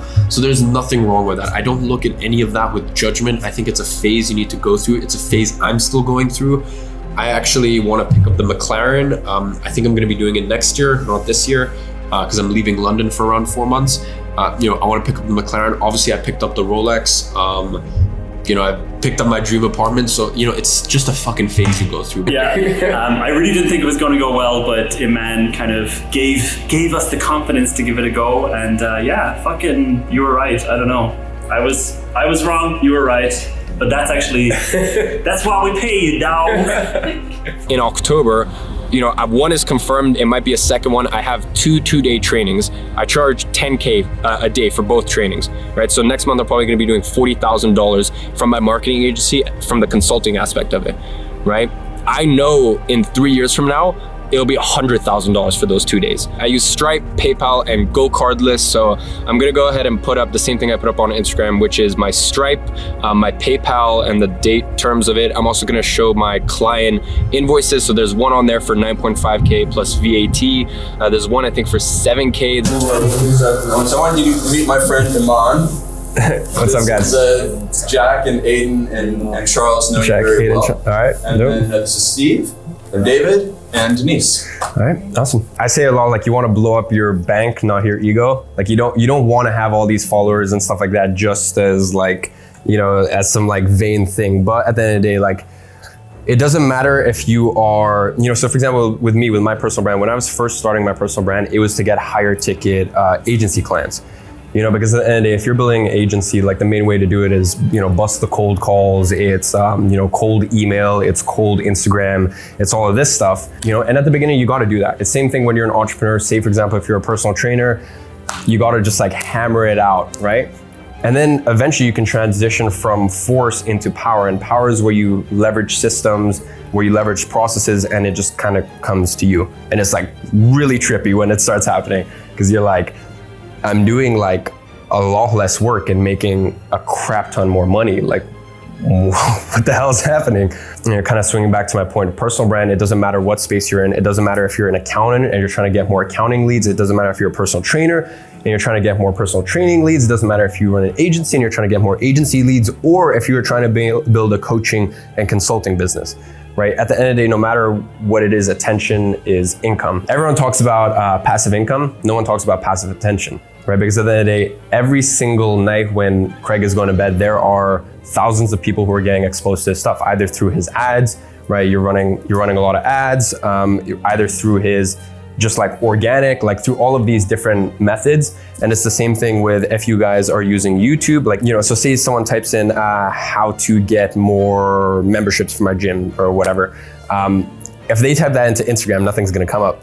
Whereas if they type that into Google, a YouTube video is going to come up, or if they type that into YouTube, a YouTube's video is going to come up. So that's free organic traffic, right? Which is why I love YouTube. And I've seen more millionaires made off of YouTube than anything else in terms of like the info product space, in terms of the coaching consulting space, because it's like while you're sleeping, there are people typing in things and you are ranking. I am currently onboarding a new client. And I thought I'd show you guys something that's pretty cool. So I'm onboarding a client called Ring. We've been in talks for like 2 months now. So it's like this little piece of tech right here. It's pretty dope. I think this thing's like titanium or something like that. But anyways, I'm onboarding them, as you can see. And if you take a look at my screen, like onboarding them yesterday or like a few days ago, Prince Harry actually got spotted like wearing it, and ever since then, like sales have been just freaking like blowing up, and website traffic as well. This is giving us like a crap ton of website traffic. So yeah, that's the company Aura Ring right there. They got some pretty cool rings. Like honestly, they're a client of mine, but I can genuinely recommend it after having this for like a month now. So yeah, we've been a bit slow to onboard because they did like 10 million in the last 10 months in revenue. So they're like a big client, and they have a lot going on right now, especially now with this Harry thing. So been a bit slow to onboard, but I got a text from Harpy. He's like, hey dude, we like got to speed this thing up fucking like ASAP because of this new Prince Harry thing. We're getting crap tons of traffic. We really got to start retargeting. So that's all going ahead this weekend. We're trying to speed up the onboarding, even though they're like a massive company. There's a lot of like steps you have to go through. So I don't have an NDA with them like some of my other clients. So there's some clients where I don't have an NDA, but I'm still kind of on the edge whether I'm allowed to talk about it. Like there's some clients where like I just know I can talk about it, it's fine. Like for example, I'm sure you guys saw maybe at the time of posting this, maybe like a month ago or something like that, I was with Motivate Design. In our contract, it was literally like, I'm allowed to say that it's Motivate Design. I'm allowed to say that I charge them $20,000 for 2 days. Like that was like important to me. With Aura, I don't have one, so I'm just gonna say it. And then if they tell me to take it down, then I guess I'll take it down. But yeah, hopefully they don't mind. So they're a client, they're signing this week. It's 7,800 pounds a month. That's a retainer with them, just Facebook ads. And within within 90 days, we want to get to 100K a month in ad spend. So it's gonna be fun. So anyways, it is time to head off. Pretty cool. I'm actually gonna get Nabil to put in like a screen capture of my Stripe, my PayPal from the last 3 months, so you can really see how things have started to scale, as well as I'll try to throw in some screenshots from some client invoices and whatnot, or not invoices, client payments coming through. 2018, I definitely went from strength to strength. Honestly, I locked in some incredible agency clients in 2018. Like 2017, like the year before, of course, financially amazing, but 2018 was really really like a quantum leap, not only just in terms, once again, financially, but also just like the caliber of clients. And 2018 was actually also when I turned my attention to working specifically with info, coaching, knowledge businesses. So you'll notice I mentioned there's clients where I'm getting paid $20,000 literally for 2 days work. And that's because I would go to their office and consult them on their webinar. Like I would literally just rip their webinar there and then with the clients, and then they'd record it and I'd build the entire funnel and the entire infrastructure. So yeah, it was a crazy year, and it was amazing for me to know like, okay, 2017 wasn't a fluke. Like the year before that wasn't a fluke. Like, you know what? I have been working for this and I clearly know what I'm doing, and all these big businesses are affirming that. So with that being said, let's go into 2019.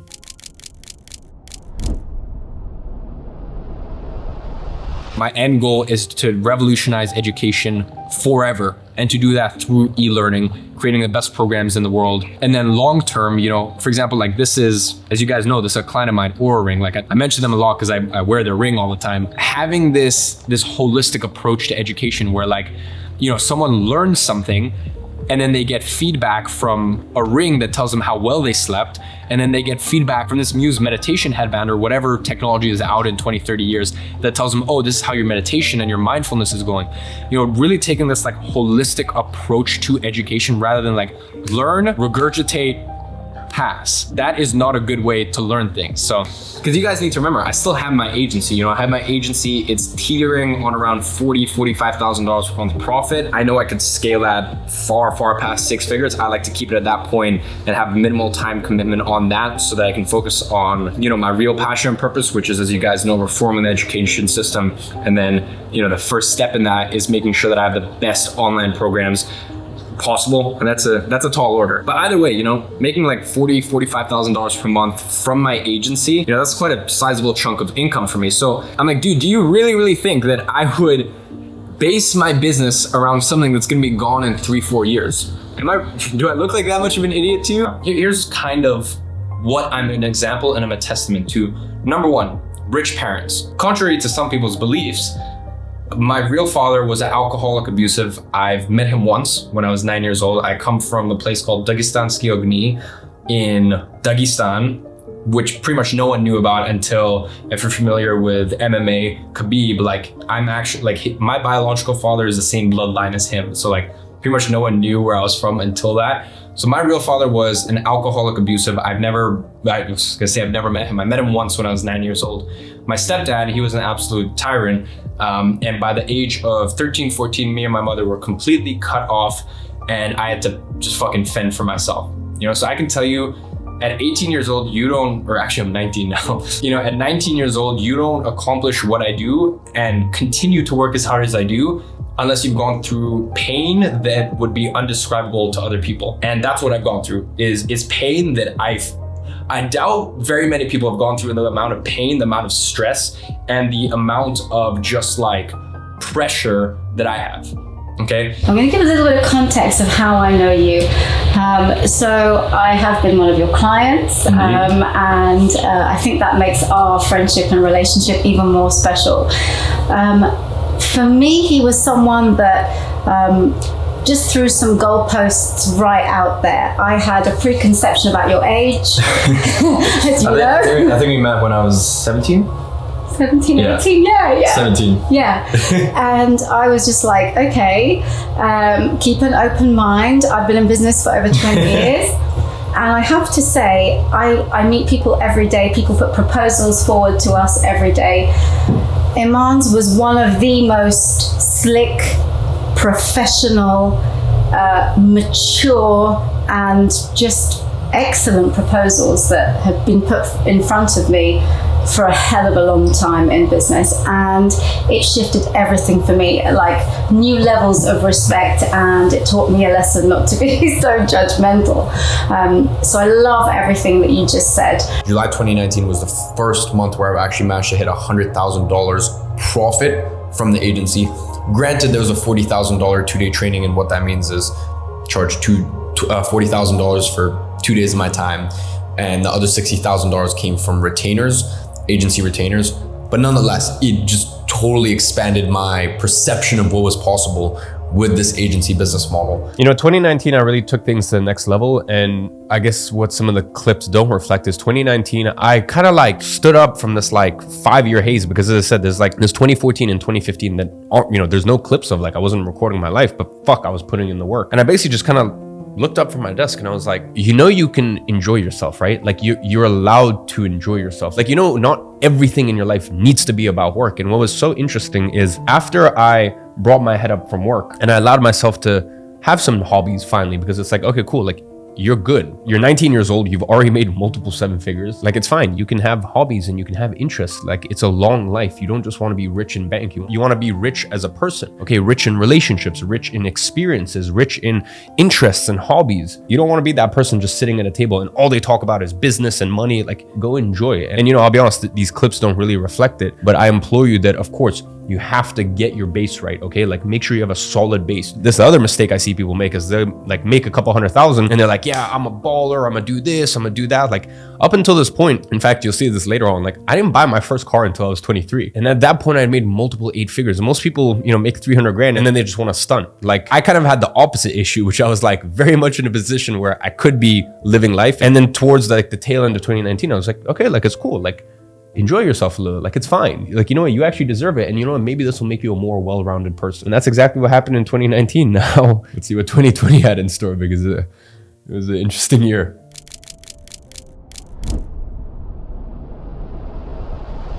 So, ladies and gentlemen, just poured myself a little glass of water. About to hop on this team call. It is currently 12:45. Turned on my phone and lo and behold, got a Stripe notification from one of my clients. This is a 3,600 pound a month retainer, but most of it comes from the back end, from the percentage of return on ad spend. I think most of you guys know by now that our minimum retainer is 4,000 pounds a month. That is the lowest that we'll go. And if we do it, it's rare. We're not happy about it, but it's because we see potential in the client and being a client that could stay with us for a long time. I can't show you guys the name, obviously, so I'm gonna try and get Pete to like pull in at 70. So my fingers are literally. So you can see payment of 3,600, invoice paid by. And yeah, that's pretty much about it. As I said, it's not much. I should also call in 3 minutes, but I was going back trying to find a document in my old archives. It's so funny. Sometimes I just find stuff that just sends me on a throwback to when I first started my agency. So this is one of my proposals. I actually used to make all my proposals in Canva, as you can see by the quite obvious template. Actually, wait, no, I think I made it in Pages. And I think I made it in Pages. I think I found this as like as an image. Yeah, I definitely made this in Pages. Anyways, my point is that this is a proposal I sent to a company called Skin Yoga. We were in talks, and you can see here Instagram content distribution and account management, 150. And then for account management and content creation, so an extra 150 pounds a week to actually curate the content. You can see right there, this is a proposal. And then I end it off and I say, I would like to remind you that December is the busiest month of growth for an Instagram page out of the whole year. We can really get the ball rolling in December, as well as campaign for 2017. Let's build momentum on our social media so you can have the best fourth quarter in the whole of the company history. So I actually sent this, I remember it was probably around October 2016. Now, I got my first agency client August of 2016. I'm currently sitting here at my home office. I've currently been looking at your digital marketing for both the Noble Gentleman and Perfo cars. So let's get started. Actually, let me tell you a little bit about myself and my company. So my name is Iman. I'm the CEO of IAG Media. We're a full-service digital marketing agency. Some of our clients include Bang & Olufsen, Zebra Fuel, as you know, Athlete, and a bunch of cool, innovative companies. We do things from content marketing, email marketing, Facebook advertising, web development, social media marketing, and a bunch of content and graphic work. So let's get to the notes. Let's start off with the Noble Gentleman. I do have a few key insights. Number one, I'll draw from what I learned in the restaurant industry. So if a customer goes in and they have a flawless experience, the likeliness of them coming back a second time is 40%. If they come back a second time and once again they have an amazing experience, the likeliness of them coming back a third time is 43%. Now from the third visit, they have an amazing experience again, the likeliness of them becoming a lifetime customer is 72%. Now when I say lifetime, that's an average duration of 2 years because people move away and whatnot, but nonetheless. So I don't know what the carryover is from the restaurant industry to the grooming industry, but what I will say is when I find a good barber, I stick with him for a long time. So this first proposal is for the first client I ever signed. Instagram platforms that Instagram is a platform I absolutely know and dominate, blah blah. I would put anywhere from 2 to 4 photos a week, blah blah. So look, at the bottom here we've got 2 posts plus engagement plus growth, 15 pounds a week. Keep in mind I was curating this content as well, so I was literally potentially going to charge this client 60 pounds a month to create, to do like a photo shoot and then create those 2 posts and manage growth and stuff like that. Then we've got 4 posts plus engagement plus growth, 25 pounds a week, blah, blah. Facebook is the platform we're going to hit hardest in order to attract people to the club. Parents pay for the fees, not the kids, blah, blah, this, that. Not much interesting stuff there. Only thing is, as I said, 7 posts plus engagement plus growth, 20 pounds a week. Snapchat, so at this point I was actually managing their Snapchat. Set up, grow audience plus masterclass booklet. And I have no idea what the masterclass booklet was. I just thought I could make fancy sounding things. Basically what it was is just kind of like, I would make an instructional PDF just to send to the team, because the thing is, their members, or sorry, their team members would have to manage the Snapchat because it's something you have to do in the moment. So I don't know, I just thought I'd make a masterclass booklet, whatever the hell that is. And then Twitter. Okay, Twitter is a platform that is being squeezed by Facebook and Instagram. Okay, so at least I had the common sense not to do Twitter for this client. YouTube, Jesus, wow.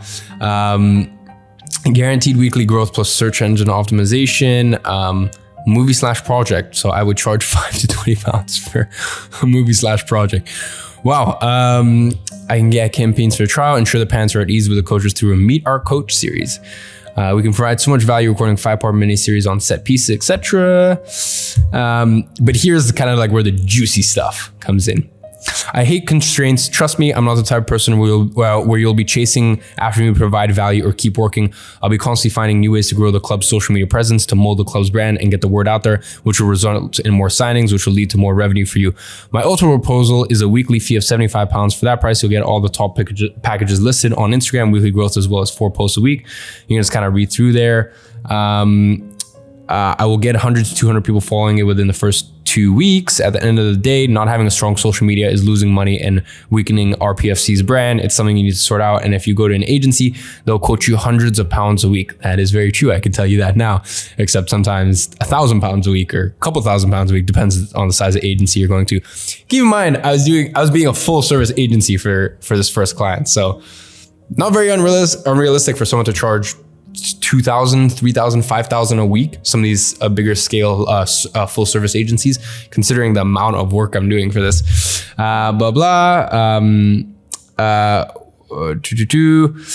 Ultimate proposal. Okay, so just the main thing we need to focus on here. I signed this client for 75 pounds a week. And that was my first ever client, and it was August of 2016. So yeah, obviously you've met Danny at this point. So Danny was around. I've been working together for like 2 years now. So he is the myth behind. He's my little Colombian secret. You get the logistics set up, take payment, and then might as well, because we're here, we might as well just onboard you guys as well and get access to everything, etc., etc. All right, so ladies and gentlemen, this should be a good lesson for each and every one of you. Don't talk with chewing gum in your mouth. That's the lesson. No. So I'll lace in little pieces of the sales call. Agreed on it. It's a 10,000, and by the way, this is very different from what we normally do. It's a 10,000 pound setup fee. Within that, we're helping build out their new case study funnel. Outside of that, it's a 30% return on ad spend. We worked with the client within their niche for almost a year. No, but when I first started, I had zero website. In fact, I didn't even have an agency name. I got to $10,000 a month with no website, no agency name. I was just selling myself as like a service provider without even a name. No limited company or LLC, whatever, depending on where you are in the world. I was just a sole trader. I was just self-employed. I can speak from experience because I started with a shoestring budget. I started with nothing. And then I realized it wasn't recording. Let's see. Let's see if this will work. There you go. You can see 1,500 plus invoice paid on Stripe. Yeah, guys, that was the first breakdown of the first deal. I always say people do things out of inspiration or desperation, and I built my business out of desperation. You know, I really built my online business out of desperation for a better future for me and my mom. And now, over 4 years later, I've actually built my agency to the point where I'm hitting $80,000 a month's profit. So one thing you won't see in 2020 is I ended up going through one of the darkest periods of my life. In the summer of 2020, I had a crippling autoimmune condition. For the first time in my life, I experienced crippling anxiety. I would hyperventilate. I had no energy. I just couldn't. I was just a shell of a man. And for basically the second half of 2020, I had to muster running the business. And I will forever be indebted to the people that worked for my company back then, my colleagues, because a lot of them made sure the operation was still running smoothly, even when I was just dealing with my own demons. And yeah, for 3 or 4 months, I unplugged from everything. No caffeine, no alcohol. I couldn't even bear stimulating music, like just really no stimulation. I just needed silence. I needed peace. I needed stillness. By the grace of God, I managed to get through that period. There was a lot of health stuff that I had to sort of dive into and clear and get over. And you know, at the end of the year, I ended up running my first marathon on a 2-week notice in cold, rainy London. I say marathon, it was basically just me running around in the park in London, waiting until my Apple Watch got to 42 kilometers. But for me, it was hey, you know what? Life was going so great, and I got a challenge, I got a test, I got knocked off my feet, and I just had to prove to myself how strong I was. And that was one of those years for me. And that brings us on to 2021.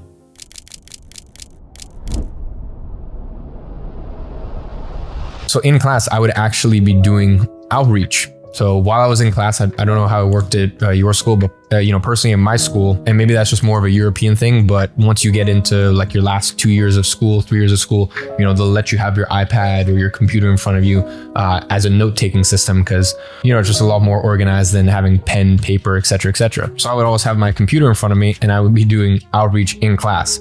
At lunches, I would not hang out with people. I would sit alone and I'd be reading business books or doing more outreach. You guys will be, so I made myself a quick quarter stick of butter, 2 egg yolks, and MCT oil. Danny and I both do keto, so we have a lot of butter a day. That's nice. Yeah. So I've had a talk with Vincent, and I think we're very happy with the offer that you gave us, and we want to proceed with working with you guys. Awesome. Great stuff. Yeah, we're really looking forward to it. Actually, it feels very good for us. Yeah, and I'm glad. Well, yeah.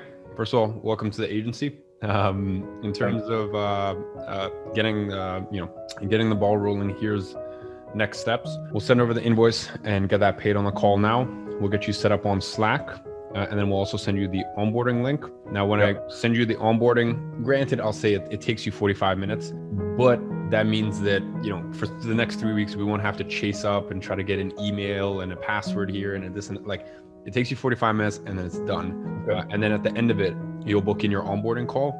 And, if you go through the onboarding today, you might even be able to book in an onboarding tomorrow. Great. So now I'll be with myself, Danny, Luis, and Kieran. And I said, that's where we'll come in and we'll have the initial onboarding call and you'll meet the rest of the team, et cetera, et cetera. So first things first, we need to do today is get the invoice squared away and create you guys a Slack channel. Also, very convenient. Danny, his background is in software engineering, but Kieran's background is in law. So yeah, Kieran will just add the few little amendments to the contract, and you guys should get that in the next 30 to 60 minutes. That's awesome. Perfect. Perfect. So if you could drop your company details here. So I need your registered business name, registered address, and then your VAT ID. And then I can go ahead and send that over. Sure, 1 second. So yeah, ladies and gents, that pretty much wraps it up. Now this client ended up signing around 5 weeks ago at this point. So literally today I just billed them. And then for the last 3 years, we've been solely an advertising agency. And the business I run is very unsexy.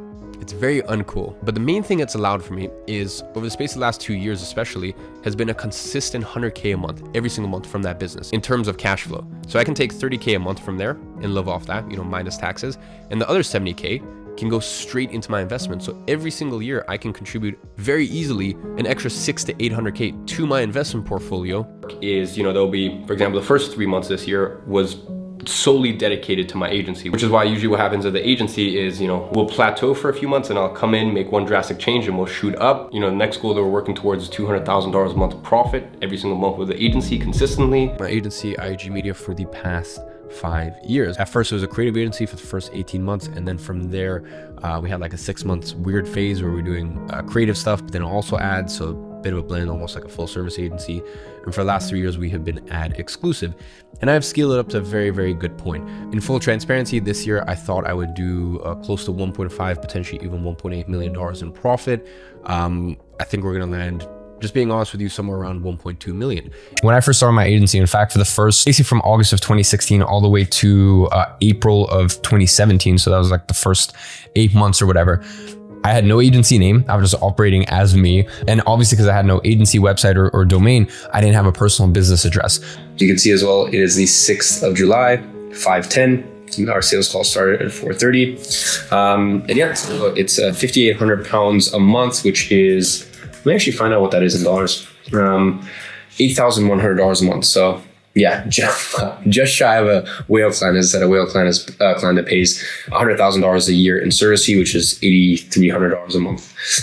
So yeah, just shy of a whale client. For the sake of this video, I'll be honest, 2021 was getting back in order, growing the businesses, growing the agency. And at the end of 2020, I made a massive decision that would change the course of my 2021. In November of 2020, I invested 7 figures into Bitcoin. And then throughout 2021, ended up rolling that into other altcoins. And by the way, that was pure luck, pure speculation. If anyone was involved in crypto in that time, you understand, like you could literally throw shit at a wall and it would stick and you would just get lucky. And that 7 figures I'd invested by mid 2021, that was $7.5 million. And I remember I made a video, and then literally, like in that video I joke like, oh, you know, and who knows, in a week it could be double or it could be half. And in a week it literally went from 7.5 to like 4.5. Luckily I held for the rest of 2021, and yeah, by the end of it I was sitting on an 8-figure crypto portfolio. So that was wild. I made the decision in 2020 that I would move my base over to UAE, and by 2021 I had formalized the move, and that takes us into the next year.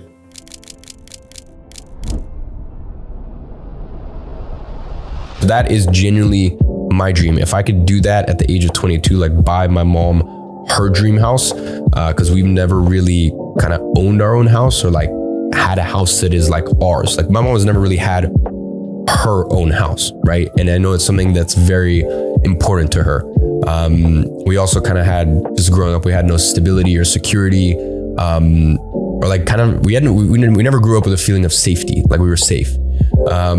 So I just think this house, outside of obviously being a house, like being kind of her dream house, being in London where we grew up, and that's what all she knows. Even though I did get her apartment for 6 months in Dubai in the same building that I'm at, just so I always make sure my mom's close to me. Nonetheless, like London is her heart. That's where her heart is. If I could do that this year, it would be very meaningful to me in many, many ways. Both as a symbol for us, and the fact that I was able, I think like just having her own house is just her own home that she can call her own is like just very, it's very symbolic for a lot of things that we went through growing up that weren't so pleasant or fun. So that's a big goal of mine. So a year ago, I started Agency Flow with my co-founder. Now, the story of how my co-founder actually, kind of came in contact. My co-founder, Pierre, his wife actually was a client of ours over, I think like 18 months ago. We were working together, and then just organically a conversation started with Pierre. He had been working for the past 2 or 3 years on a software for influencer marketing campaigns. Here on this video, the quality of Agency Flow is like, I'm still stunned by how incredible this thing is. How beautifully it functions on desktop. The mobile app that we developed in record-breaking time. The voice function, the billing, the CRM, there's just like the project management, it all comes together so beautifully. But as I said, they both flew in for this Power Week here in Dubai. Normally, everything is remote, and of course, there's like a daily team huddle. I'll be honest, most of the time I'm not there because I have to manage the other companies. But yeah, let's go downstairs and I'll introduce you to Pierre and Luis, kind of run you through what we're working on today. And as I said, tonight it's very exciting. There have been people who have been on free trial with us for 5 months. We've given them a 5-month free trial. And this evening we are finally billing them, and we're giving them the founding members price of $49 a month. When we launch publicly, it'll be $95 a month. So they keep that price forever as long as they don't cancel. So anyways, yeah, let's go downstairs and run through our morning huddle. Luis, want to introduce yourself? I'm Luis. I started working with Iman a good while ago, almost 2 years. I started the agency right now, helping with agency flow, with Grow Your Agency, and we're building everything here in terms of marketing. Pierre is taking care. You're gonna meet Pierre in a while. He's taking care of all the development of everything, and yeah, we're building everything together here. So that's pretty much about it. Let me introduce you my co-founder now. So as you can see right here, we have just built out the Agency Flow mini course. It's the first module of 6 modules where we just kind of talk about setting that 12-week sprint sort of action plan. You can see right here, this is where we're going to be talking about internal projects, moving on, communication, tasks, and basically just how to optimize all of this for your agency. Now, if you come inside of Agency Flow, this is the main sort of dashboard. Bear in mind, this is just sort of a burner account. So you'd have, your recent chats, you have your upcoming task, your recent flows on the top, obviously your chats, flows, clients, tasks, invoices. So you see right here where it says daily reminder to your future self. You can put in whatever you want here, right? Right now it says progress, not perfection, but instead you could type in right here, daily reminder to your future self. I commit to signing 10 clients in the next 12 weeks, or I commit. For 3 hours. Okay, I gotta make sure that. That's 396 people. Okay, I gotta make sure that it doesn't show like people's names and stuff like that. But like that is okay. Tristan, if there's anything at all, I don't know how well that's showing. Let's try. Tristan, if there's anything at all that might potentially, you can see like someone's email. I'm gonna try to move this like a little further back, but yeah. Oh my god, man, this is just gonna go on for like an hour. Basically now all of our free trial customers are finally getting billed, and this is just gonna keep going on and on and on. Oh man, it's bumping. That's cool. That's so cool though. Catch. Anyway. Oh my god. I don't think I got any charges. That's pretty fucking sick. Let's do it. It's just a matter of straight. I mean, a lot of failed ones, but anyway. Yeah, but as I said, like, I mean, some people have been on free trial for 5 months. No, yeah, that makes a lot of sense. Yeah, but receive. Okay, we're not filling anymore. Yeah, like now some good ones. Look at there we go. There we go. Keep going. Yeah, that's a good work, boys. We did it. Good work.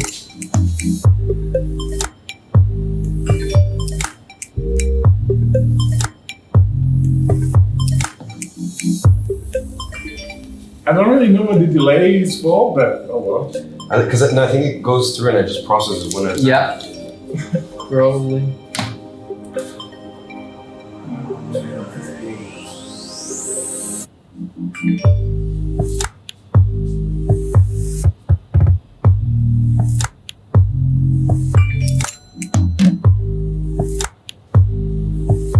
I actually still have the proposal, and I initially offered them an ultimate proposal of 75 pounds a week. So I actually landed on 95 pounds a week, and they ended up accepting the offer, and I still have some of the invoices to show for it. So I started training in early 2015, and I got really, really into it, to the point where I actually would find people on Instagram that had, certified personal trainer in their bio, and I would reach out to them because I wanted all the NCAA books and the material and basically everything I needed to become a personal trainer. Even though I was 15, I couldn't become a personal trainer for a long time. And I studied so much, and I started networking with personal trainers in different gyms, really just to find out what does it take to become a high-level personal trainer. And then what happened was, my girlfriend at the time and the few friends that I had back then, their parents would invite me over to lunch, and basically I started selling their parents on personal training services. And I would literally sell them on 3-month packages. So as well as 5-6 people that I networked with in the gym and actually sold them as well, I ended up making my next $10,000. So that brought me up to $20,000 at around the age of 16. And what's really important is I didn't just sell them on personal training services. I also gave them extra PDF guides. I gave them extra tech support. I gave them sleep analysis. I literally helped them remove more EMFs and more blue lights out of their bedroom.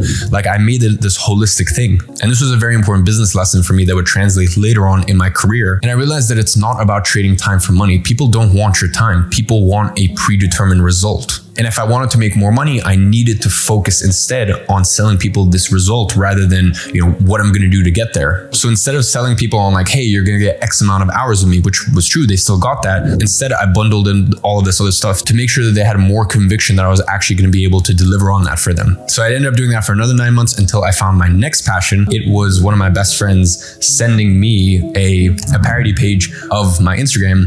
And basically what happened was some kids in my school found out that I had this this page. And at that point, I was a little bit more open about it. Like, hey, you know, I've got this business sort of, you know, running and flipping Instagram accounts and stuff like that. You know, I was making at that age pretty good money at the age of 15. But yeah, quite frankly, they didn't care. And you know, the reason I wanted to throw this in is because I think some people look at me and they're like, you know, he's superhuman, or, you know, I could never get to that point in life. And I want to make something very, very clear with this video. I am no different to you whatsoever. What you are looking at is someone who's been tirelessly working on themselves for 8 years. When I was 14 years old, I started reading a book every single week. That's how I was able to write such insightful things. And by the way, that was me reading a book a week. There was nonfiction, there was business, self-development, etc., etc. I'll be honest, growing up, I had no friends. Like, I was literally a loner. So I used to, basically for my birthday, I used to ask for Waterstones gift cards from my mom so I could buy books. Like, if you went into my room, they were basically just filled with books at the age of 8, 9 years old. But I was a loner, and what else was there to do? So the reason I say all this is because if you are trying to do something and your friends are holding you back and you're getting picked on, and I never wanted to use the word bullying, like about kind of like the way I was treated in my school growing up. I don't know. I think bullying is like when someone is helpless. Like, the thing is, I've always had a absolutely zero tolerance policy for another person's opinion. Like, I was always that kid in school who, you know, people could say whatever they want. And as I said, I was an absolute loner. I had no friends. I would spend my lunches alone reading, and I never cared because I knew where I was going. Everything that I was writing on that Instagram page, I knew it was going to turn reality. And of course it hurt, and it wasn't nice having like all these people say this stuff to me in school and, you know, making, you know, mock accounts while I was literally making an income at 15 years old. At that point, once again, to support me and my single mom. And of course it wasn't nice, but then again, these are probably the same people who called me lucky when I built 4 schools for 2,000 children with zero fundraising, all with my own money by the age of 21 before they even finished college. So just to understand, when you're watching my videos, I am you, you are me. We are no different. There's nothing that I did that you cannot do. I just stuck to the plan for long enough. And if you do as well, I guarantee you'll make more than whatever I've done, 25-ish million in 8 years. You'll probably put me to shame by then. So I guess back then I had no one to tell me this. So I just want you to know that I believe in you.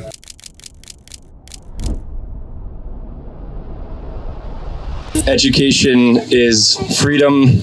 Education is liberty. Education for me personally is everything. And today, looking at this beautiful building, it fills me with a sense of fulfillment. So I just want to say a big thank you to all of you. So finally, I just want to thank all of you for your incredible hospitality. Nepal is an incredible country. I've been waiting 3 years to come back here, and it makes me very happy that I'm here today. So thank you, all of you. Oh, and we're playing football later, so if you're good, make sure you're on my team, please. Thank you. We would be very much happy. Founder of Grow Your Agency, Mr. Iman Gadzhi.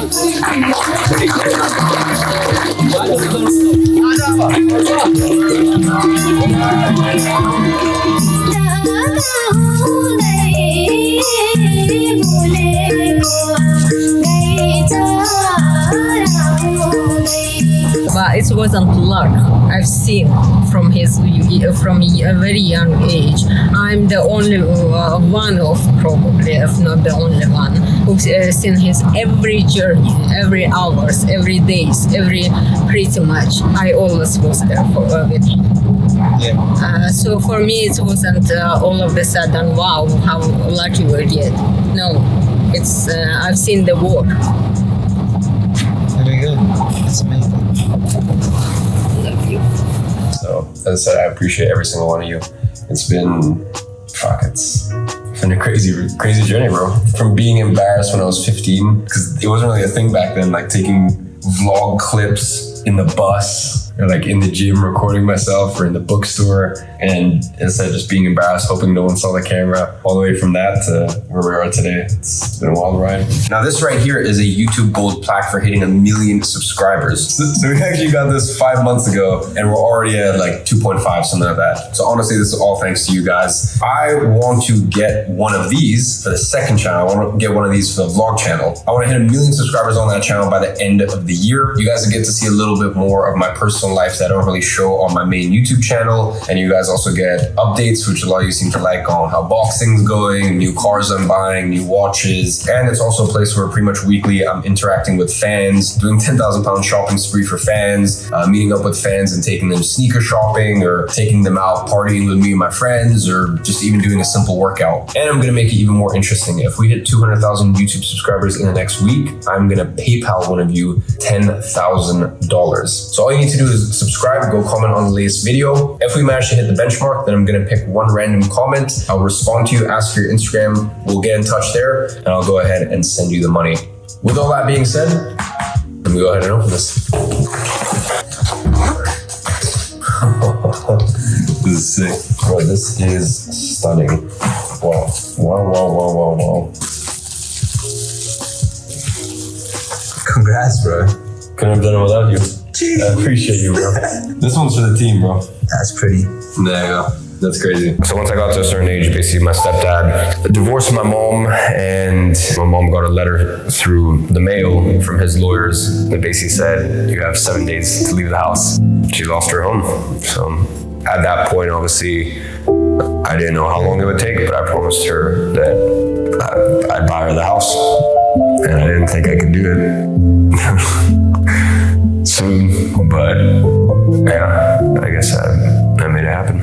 Living in an expensive area, but my house was not a home. My house was not a place that I was particularly happy at. So I grew up in a house like this with, it's crazy, with no warm water, with no heating. When my stepdad found out I was starting a business, he cut off the Wi-Fi. The walls were caving in. In my room, there was mold. It was a shit show. And to make things worse, my stepdad put cameras not on the outside, on the inside of the house. So I grew up as like a fucking prisoner in my own house. Like I had someone watching me 24/7. And yeah, when I say this is bittersweet, this is the last place on earth I would want to buy my mom a house. The last place on earth. Bro, I literally follow all your like content. You're literally like, everything I've done is because of you. The agency, everything, bro. Appreciate that, bro. Everyone tells you can't do it. Like even at my stage, people were telling me, you need to focus on school, you need to do this. And something inside of me telling me, well, I want to be like self-made. And no one actually like helped me reach that. And then I saw your videos and then it made me realize this guy's done it from like nothing. Listen, the one thing you have is time, you know, and I'm gonna be honest, you could pretty much do anything in life. Go out there, work hard, forget the concept of time, and one day I know you'll be able to buy this for yourself, and hopefully maybe you'll even be able to buy this for your loved ones and share all of the success and all the blessings that you've been able to bring into your life.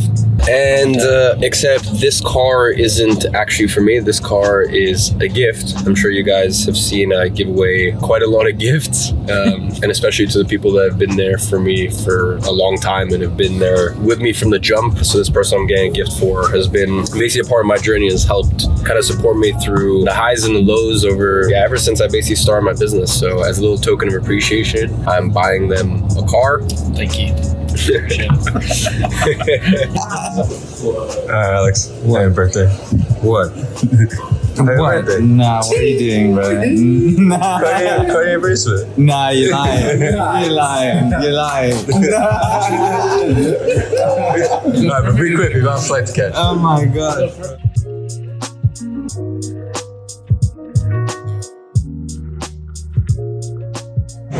Yeah, it suits you. Thank you. It does. It looks nice. So 2023 was incredible. I ticked off probably the biggest goal in my life off my list, which was buying my mom her dream house. We also got a chance to go back and visit some of our schools in Nepal. To be honest, I don't really talk too much about a lot of the philanthropic work we do. I mean, vast majority of it, I will never talk about, just because I think some things need to stay, a lot of things, to be honest, should just stay off the internet. But one thing that we have been a little bit more forthcoming with is the schools. Now, at this point, I've lost track. Between Nepal and South Africa, I think we're coming up to 15 schools that we have fully funded and fully paid for from beginning to end. Literally tens and tens of thousands of kids get an education because of the work that we put in. And to be honest, that's still nowhere near our biggest philanthropic endeavors. So I don't know, I always feel like a bit weird talking about this stuff, but I guess just because I saw it in the clip now, I thought, maybe give a bit of context. I funded my first school in the middle of 2019 and then went to go lay the foundation brick at the end of 2019. So yeah, it's been a journey and we have no plans of slowing down. So apart from that, 2023 was an incredible year. I find that my life goes in 4-year cycles. I was actually thinking about this the other day. I was like, 2016 was a horrible year. 2017 was a great year after the terrible year. 2018 was a massive, like, incredible year financially. Just one of those years that like things really go to another level in the business. 2019 was kind of letting my hair down. So I find it's like horrible year, and a good year to rebound off the horrible year, a great year to build off of the year before, like a big, especially like financially and in the businesses, and then a year to kind of like enjoy the fruits of my labor of the previous 3 years. And I find that life goes in those cycles, because then that cycle repeated itself. 2020 was a horrible year. 2021 was a great year to rebound off of the horrible year. 2022 was an incredible year financially. 2022 was one of those years, was the first time I'd ever hit 8 figures like in the actual businesses. Bear in mind, the year before that, I'd hit that with my investment portfolio, but I knew there was just right place, right time. And then 2023, what you just saw, like, to be honest, we kind of started to actually enjoy the fruits of our labor. 2023, I bought my first ever car. I bought my first ever supercar, even though it was actually a gift for someone. I didn't even keep it. And yeah, I just kind of was like, yo, like, I've just had a crazy last, 3 years between 2020, 2021, and 2022. Like, let me just let my hair down and enjoy myself a little bit. And then as per the cycle, what happens next? 2024, which was a very, very challenging year, if I'm honest.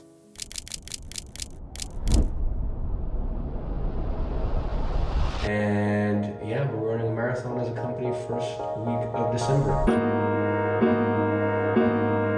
Way home, tiptoe over nose cracks, can't ride back, keep running up sun back. Got stomach that loss. Got me staring right in your face, and now my eyes red like insomniac. Trying to find myself, getting lost in the face, cemetery keep asking my God's at. Life burn belly like cognac, fed chase, yeah, I came a long way from that. Head spin, shot round, dog, get electric. Walk in the rain, zero next to percentage. Why 8 bouncers, screw on the entrance. Knew that I'll find loose screws where I left it. In fact, there was even one member of the team that quit, got in the car, and then like a few minutes later was like, what the fuck am I doing? Like, I gotta finish this thing. And to me, that's just, that is just the most beautiful thing that could ever happen. You taste defeat, you taste giving up, and you decide, no, that's not me. That's not us. That's not how we act as a company. So I just feel like in that moment, he embodied everything that our company is. They're all mentally ill. Like, they're just strong fucking people. And they have so much love and care for each other. We all do. It's like your it's armor. When we're together, it's armor. You could put us anywhere. You could fucking put us anywhere in the world and tell us, okay, you see the top of that mountain? I need you to get up there. We find a fucking way. And I think that's just the culture of our company. All right, guys. I just want to say I'm so incredibly proud of all of you to push through 42 kilometers in very typical London weather. I said I'm so proud of you. Can't put into words just how taken aback I am, how starstruck I am. And you guys really are all the real superstars. You guys are the ones, the unsung heroes that no one gets to see, unfortunately, but yeah, today you guys laid it all on the table, and all of you guys showed why you're here at this company. So all I can say is that personally, for me, I look at all of you guys and I feel so motivated and so inspired. And I just feel like I gotta work 10 times harder when I see all you guys. So I just want to say, go home, have a bubble bath, eat whatever fucking food you want to eat. You guys deserve it. You guys deserve the world and more. So bless all of you. Well done, team.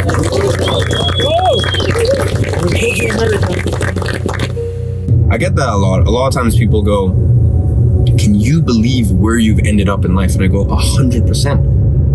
How the fuck can I not believe where I ended up in life when I took the steps? I followed my own advice. I went left, right. I've taken thousands, tens of thousands, hundreds of thousands, singular steps.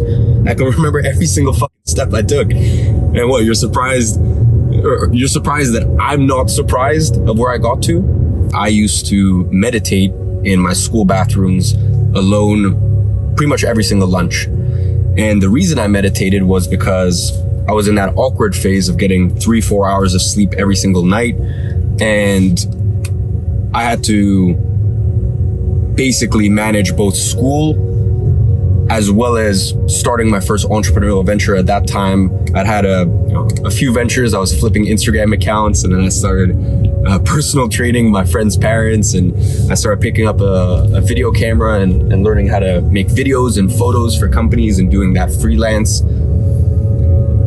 So I was getting like 3-4 hours sleep a night. So school, that sort of lunch period, was the best time that I could meditate without falling asleep.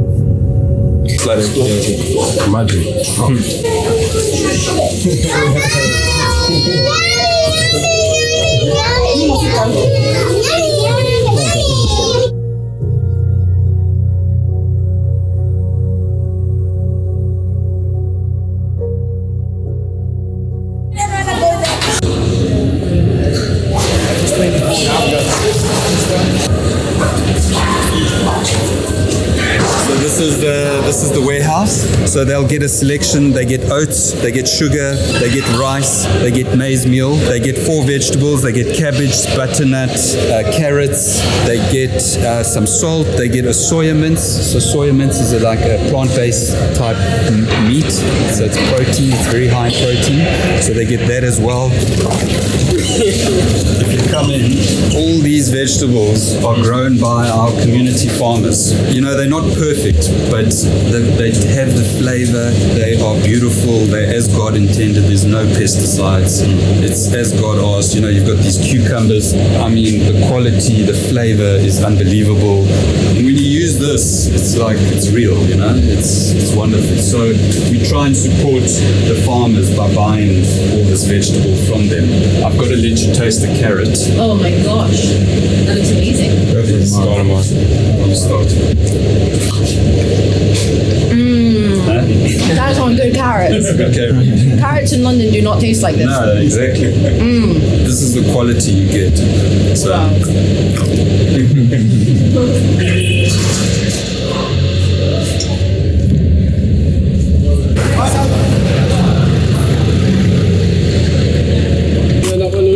One more here. 20 on this one? Okay. 30 on this one?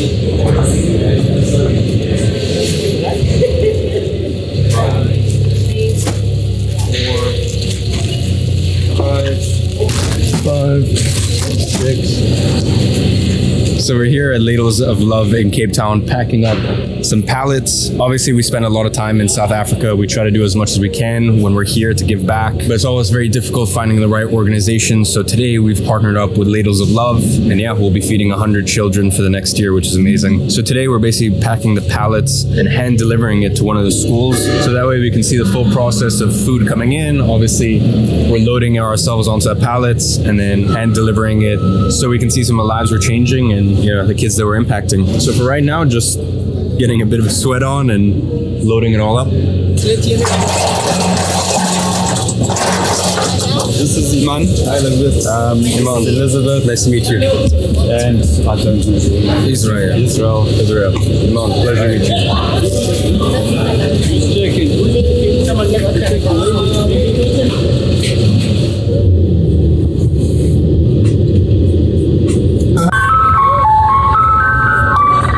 Go get my ice cream. Yeah. I'm gonna buy all kids ice cream. Ice cream? Oh, ice cream. Yeah. Ice cream?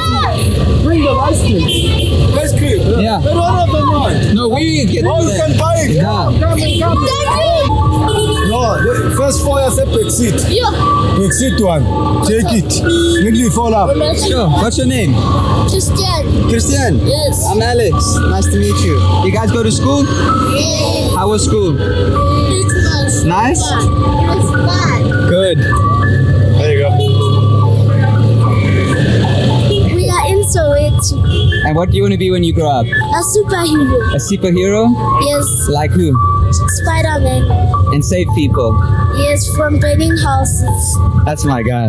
That's my guy. So 2024 was a challenging year. First of all, I had a slew of... I've always held the opinion that I'm just going to ignore any noise. My track record, I guess I always felt like spoke for itself. I'm in this unique position where I've recorded my entire life for 10 years. Like everything I've ever done is verifiable, provable, documented. And I guess I always held the position, if there's criticism, then I'm just going to ignore it. I'm not going to address it, and I'll just be above it. And basically what happened in 2024, I had a whole slew of videos that got millions and millions of views, multiple creators basically just discrediting me, throwing lies on my name, just like fabricating stuff, saying that I'm a liar and I'm a cheat and I'm a this and I'm a that. And I ignored it entirely, which, as I said, honestly, looking back, I wish I hadn't. I wish I just nipped it in the bud, because I've realized that later on in 2025 I actually addressed some of the stuff on my Instagram story, and maybe I'll post it somewhere else. And I basically just debunked every single thing that any person's ever said. I realized that even if you debunk it, or for me, I felt like I didn't even need to debunk things, because like everything I've done is like online. Like everything I've done is there. And I want to make it very clear, and I've said this before, am I perfect? No. Have I made mistakes? Yes. Could I have done things better along the way? Always. But I'm human. If I have made mistakes, I've always tried to rectify them. I think most importantly, anyone who looks beyond the surface can tell that genuinely, like, I have true, pure intentions always. And yeah, it's tough. And I think if I could have gone back, I would have addressed everything there and then and nipped it in the bud, because I just have so much proof to, deny any of the shit that was thrown my way. So that was difficult. There was a lot of other sort of interpersonal stuff that happened in 2024. It was just a heavy year, and to top it all off, like cherry on top was in 2024, I had a massive W, by far the biggest W in my career. And the biggest W in my career turned into the biggest L in my career. There's so much that I wish I could say about so many things. And there's so much that, like, if people like really actually knew what went on behind the scenes, and if people actually whatever, we won't get into it. But all that to say, I basically had my biggest W, which turned into my biggest L. And that was like right at the end of the year. And I just felt like, what? When you just have those years where you're like, things just aren't going my way. That doesn't mean you stop. Like in 2024, the businesses even still managed to grow. I still put forward a bunch of initiatives. I still made some great investment. I made some great plays. But to be honest, 2024 was one of those years where I just got my ass handed to me. And it was just one of those years, things just aren't going your way. It was one of those years. And I know that the clips can't reflect it. And, there's so many more things that I would love to talk about. But, business is a sport with multiple players. And unfortunately, if you overshare, then people don't want to play with you, quite frankly. And so that's why I've always erred far on the side of, like, I will keep a law of business away from the eyes of the internet. I'm very excited at the end of my career. There's so much stuff that, whatever, at the end of my career, I don't care. I could reveal, and I think it would change a lot of people's understanding or views of a lot of things. But anyways, let's not dwell on those things too much, because as per my 4-year cycle, which I've noticed in my life, what happens after a horrible year? You bounce back with a great year. And that's what 2025 was.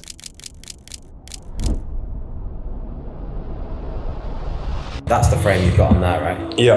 Right, it is sick. I fucking love it. Like when you sent me some, I'd wore them for someone. I've never seen a person they don't suit. Yeah. Eyewear, for me, once I actually started to understand it more, I was like, in terms of e-commerce, physical product businesses, I actually think it might be the easiest to get to 100 million a year. I see friends of mine that will sit on 3 pairs of Tom Ford glasses or lose 3 pairs in a 1-week holiday and still buy it again. And I don't know what it is. It's just something about eyewear. Like there's something about, man, I'm the same. That's the only thing I collect. It's interesting because people will buy, like, let's say someone like ruins a $400 hoodie. They may be like, I don't know if I need that again. But if they lose their $400 glasses, they buy it again. This guy, last year when we went to Maldives together, he's really the reason that I was able to sell my business. Because I was on the fence about the whole decision, and one night after some margaritas, we all chopped it up, ran the numbers, and literally 2 months later, the deal was done. It's deeper than the material stuff, like as a team, we help each other. We always try to... It's been years, bro. Yeah. I put this man on to the world in my first YouTube video, He's not wrong. Yeah, he's like, smoking weed is for losers. Like, nobody should smoke weed. He's like, you should start an agency. Yeah, I mean, once again, to be honest, this all ties into my goals. I'm very strategic and I plan things out years in advance. My goal in 2022, 2023, and 2024 was basically just to get a huge market share of the 18 to 25 year olds. And I did that. I pushed it as far as I wanted to take it. Now, I also just turned 25. Now I'm looking for the 25 to 35 year olds. And obviously there's a very different way that you have to speak to those people. Yeah, I think people in 25 are going to see a very different side to me that has always been there. I just haven't shown it. Once again, when you're speaking to different people, you have to use different language, different terminology, show different sides to yourself. And creating content that's more technical like this is, first of all, it's stuff I'm really passionate about talking about. You can see it anytime. For example, even on Iman Gadzhi business, which by the way, unless you're making 250,000 a year in your business, don't subscribe, please, because it will actually confuse you more than it will help you. I'm being serious. There, I'm speaking to like business owners who are usually making more than $1 million a year, at least $500,000 a year, usually, all the way up to 10, 20, 30, 40, $50 million a year. And once again, the terminology and the aspects of my business that I show is very different to, my main YouTube channel. My main YouTube channel, I'm trying to impact as many people. And obviously when you impact as many people as possible, you have to slightly water down your message, slightly. In terms of just business value, do you think Iman came through and exceeded expectations? You're asking me in front of Iman if he provided enough value. He needs to leave the room. Well, of course he did. He did. Really, to be honest.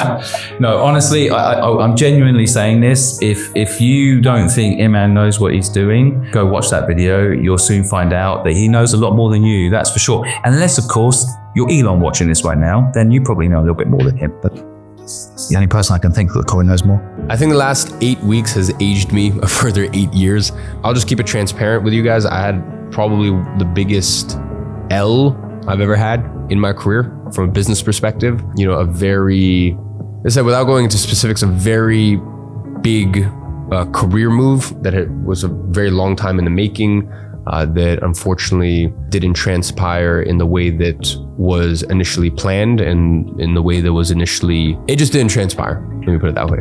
And that when I tell you my life sometimes feels like Succession or Billions, it was like, that was what the next 72 hours was like. It was like the craziest chess moves and pulling things. I don't even know how I pulled it off. I took like pretty much the biggest L I've ever had in my career, and I turned that into the biggest W ×2. And yeah, the past couple months has honestly just been a roller coaster. And the reason I say all this stuff is because there's still to this day like a level of stuff that I guess I can't particularly show, or at least not in that moment. But I'm definitely trying to create content that's a lot closer to where I am in my career stage. So yeah, that's an update on the eyewear brand. We have our new collections. They're incredible. The new office in Madrid is insane. The location, it's on the best street. It's right next to Four Seasons, Chanel, Hermes. Yeah, beautiful, beautiful location. We're gutting it out right now, renovating it, just making it an incredible space. I'm excited to show you guys. Brought in a superstar COO, and she's been building out the team and expanding the team. And as I said, we should comfortably clear 8 figures this year. Our biggest issue, I know this already, will just be stock because of the complexity that goes into the packaging, the complexity that goes into the level of product we're trying to create at this price point is just, it's insane, to be honest. So this month, I'm going to reveal one of my companies, Lyra, that I'm a co-owner in. I wrote a very large check at the pre-seed round to give me obviously quite a large portion of the business. And very big news, we've officially been accepted into Y Combinator. Now, for those of you guys that don't know about Y Combinator is basically the most prestigious startup accelerator in the world. It's like Harvard for startups, except even harder to get into. I mean, you've got companies like Airbnb, Stripe, Dropbox, Reddit. All of these companies actually come from going through the Y Combinator program. And honestly, there are thousands. I think even, obviously they don't publish the numbers, but my guess would be tens of thousands of businesses a year that apply for YC. And the acceptance rate is so ridiculously low. So just so you understand, not only do they invest, but they also basically incubate and help nurture the businesses to basically get to their first official round. Now, most YC businesses actually raise at a 30 to 40 million valuation at the seed round. Listen guys, obviously I'm not gonna get into the specifics of my investment and whatnot, but let's just say to be a co-owner in the business and manage to get in a pre-seed and the stage that I did, it's high risk with a lot of these businesses because quite frankly, when you write checks like that, 99% of these businesses never go anywhere. It's just Courtney, I've known for 6 years now. I believe in him. He has this incredible ability where he has technical ability. He doesn't have 10 out of 10 technical ability, but he has more than enough to actually be able to speak to the entire dev team, to work with the CTO and know what's actually going on. But then on the flip side, he knows how to speak to investors. He knows how to position Lyra in a way where it's very enticing for investors. And I mean, listen, maybe for people who aren't in that world and aren't aware, like being accepted into YC, it's like the biggest stamp of approval you could ever have. And I guess why did you come to me? Especially just because obviously I know the stake that I have in the business, and correct me if I'm wrong, of all the investors, I'm the only one that negotiated. Why did I come to you? I think first of all, I've known you a long time, and I've actually consumed a lot of the content and learned from it and grown with it as well. So that's one aspect. I also recognize through going through all that what my strengths are. I think I'm good at capturing demand, but not generating it. And I don't want to do that either. And I think you're quite good at that. And so it's a naturally good partnership, especially because, as you mentioned, our tool fits directly into the ecosystem with everything else obviously I have going on. So I think it makes sense. And I already had significant trust because I've gone through your stuff and I've seen you operate. So it's not like I've heard good things. It's like I've seen good things. Why did you invest? So I just think it fit perfectly with the ecosystem. There's natural synergy. Obviously, as you know, I'm very, I guess I don't mind saying this, like, I'm pretty aggressive in my terms. Every single company I'm involved with, I throw my weight around, and because if it's companies I know I bring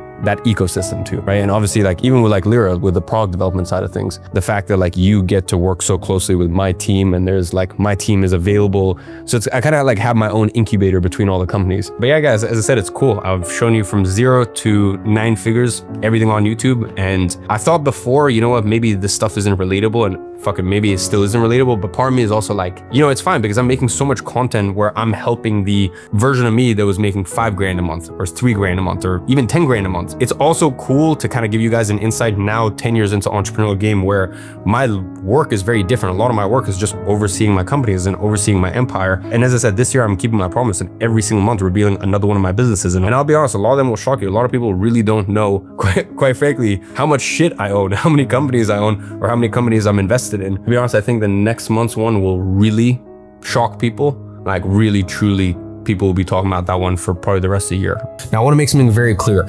I did not start off at this place. I remember the first time I ever did coaching was in 2017. I was running my agency at that point. I was sharing what I was doing day to day on my YouTube channel, and some people asked me, hey, can you coach me and show me what it is that you're doing to actually build your business? And I started off by charging $50, $100 an hour. These days, I charge $18,000 an hour. Now, before you freak out and you go, that's ridiculous, that's insane, I just want you guys to remember, when it comes to one specific industry, which is the info product industry, I'm the #1 expert currently in the world. In the last 5 years, I'm the only person to have done 8 figures in profit in low ticket, mid ticket, high ticket, and I've done over $100 million in career earnings, with 70 to 80% of that being in pure profit. So for someone in that industry who's already making a few million a year to pay me $18,000 for 1 hour, for me really to set the direction of their company straight, for them, the ROI is there. So don't freak out. Has sales been announced? No. Should we say it? Yeah. Basically, very exciting news in the eyewear business. I mean, I'm sure if you guys seen the main channel vlog, Amara has been busy traveling around shooting campaigns. The eyewear business is rebranding. I'm not going to say the name, but new releases coming soon. Look at the detail of this. Oh, it's manual focus. Wait. Look at the detail of this. You've got an insane, like, I don't even know what you call it. Just like this silver patterns. It's my new favorite shape. Caps is wearing. You want to show them? Yeah. New model. New model as well. New shape. New shape. Yeah, just insane detailing. I don't know if you guys can see it, but very exciting. So what brings you to New York now? So I'm here because we were doing the press release announcement to the team of quite a substantial investment to take a very large stake as a co-owner in WAP. So I guess we're going to be spending more time here now.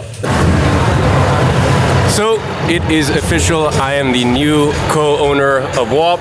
Now you might be wondering, what is WAP? WAP is the fastest growing digital product platform in the world. And if you want to know if we're good at what we do, the answer is no. We're the fucking best at it.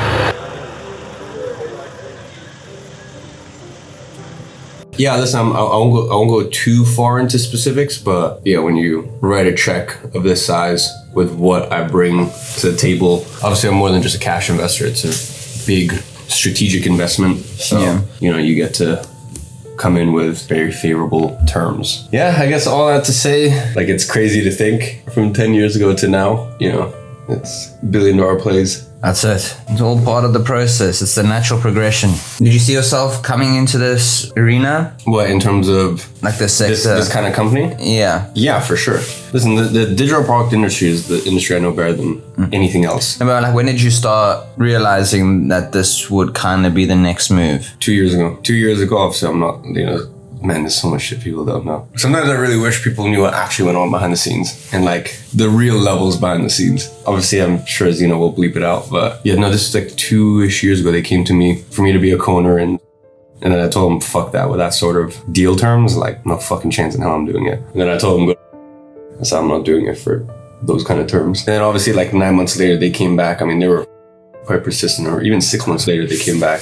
Obviously, I negotiated the deal of a lifetime. Like that was craziest deal on earth, but I just spent like the last 9 months getting the best terms from every single company. Some companies I couldn't, like there was one company I was really close with, but I just couldn't invest enough of what I would want to. Like the company was just, their stage was too small. And for me, the biggest thing is actually just being on the right side of history. Like I don't want to look back in 10 years and be like, okay, cool. I mean, of course, every single deal with every single company, even though I'm putting in a lot of money, because of the way that I structure everything, what I get back on day one. Obviously, we're not going to go into the specifics, and you can only do this when you have as much as weight as I do in this industry. Like, even though every deal would have made sure like our kids never need to work again. I just wanted to be on the right side of history. That was actually the number one most important thing. We're young. I'm still only 25. I plan on having a long career. From your little room in London to New York, huh? Yeah, bro. It's been a journey. Who knows? We might have to end that series soon, because I've documented to 9 figures. I want to like do to $1 billion. So yeah, what's the plan? Going for dinner with WAP team.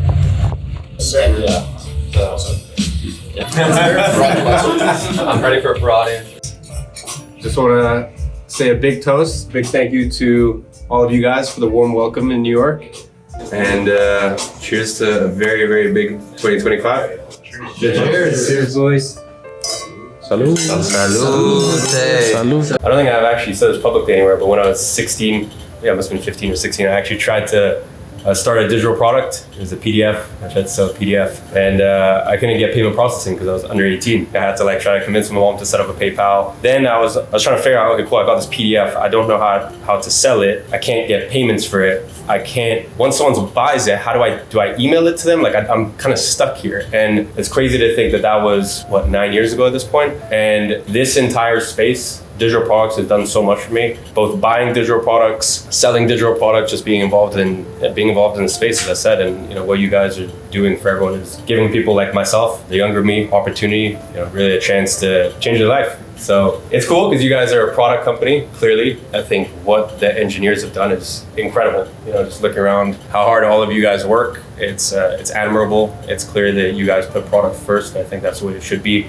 And your product speaks for itself. Obviously, it's a bit of a shame that more people don't know about you. Like that's what's crazy. You talk about we're about to pass $1 billion in GMV. Not enough people know what WAP is. Like once the world actually knows what the fuck WAP is, it's gonna go parabolic. I mean, obviously, I think we first got into serious discussions about 9 months ago about bringing me on board and making investment in the company and partnering with WAP. When I first was having private conversations and I was trying to explain it to my mom or maybe my friends that aren't in the space, like, so what is WAP? And at first I started describing it like the Shopify of digital products, but I don't think you can describe WAP because I don't think there is anything like WAP out there. Like, you can do your payment processing on WAP. You can deliver the product to your customer on WAP. You can host your sales page on WAP, and you can get customers on WAP. Like it's a payment processing, hosting, and advertising platform all in one. Alex! Where did he go? He has Yeah. nowhere to go. It's packed downstairs. Yeah. Where's the... What was the guy you something? What? No, brother. Enjoy, my friend. No, brother. It's from him, honestly. No, it's not. It's from him. I came to gift it to him. He goes, give it to Alex. I don't mean more. I appreciate you both. This means a lot to me. Enjoy that. It's a diamond bracelet from us here at Moses Jewelry. Yeah, this is Alex's dream, bro. This is literally the best day ever. Enjoy that shit, dog. Thank you, bro. What's out, my boy? Thank you, bro. This is Class so cool. act, my brother. This is a great memory. Hell yeah. Enjoy that. All right. So I have some very big news that I have been waiting to share for a long time, and that is that Gadzhi has officially rebranded to Hills. We started this process about 9 months ago. We wanted to take our existing products, make them even better, elevate them to an even more incredible place, and come out with some insane packaging. So you guys have been going crazy for G1 restocks of all the best-selling shapes, as well as the blue light blockers. I'm happy to say that all of our core products are now live, restocked, and we have some incredible new shapes. I'm gonna show you guys the H3. This is actually potentially my new favorite. So yeah, let me show you what the unboxing experience looks like. So you can either slide off this cover or voila, up to you. There we go. Congratulations, you now own a piece of Hills. In here, we have a little note from the team. You can see on both sides, a little note from the team. Then we have hardcover, and inside of the hard case, you're going to find, voila, I present to you the H3s. Look at the detailing on that, bro. This is insane. Very cool. Look at that. What do you think? Yeah. Yeah? Suave. Hey man, need to go in 15. Yes, bro. We're all ready. We're waiting. Bro. Come, let's go. The most relaxed man on the planet. The most relaxed man on the planet. You already forgot we have Hyrox, bro. Hyrox? Is that today? Hyrox, what's that? Rebecca put that on my calendar. Wait, let me check. No, it's in my calendar. Wow.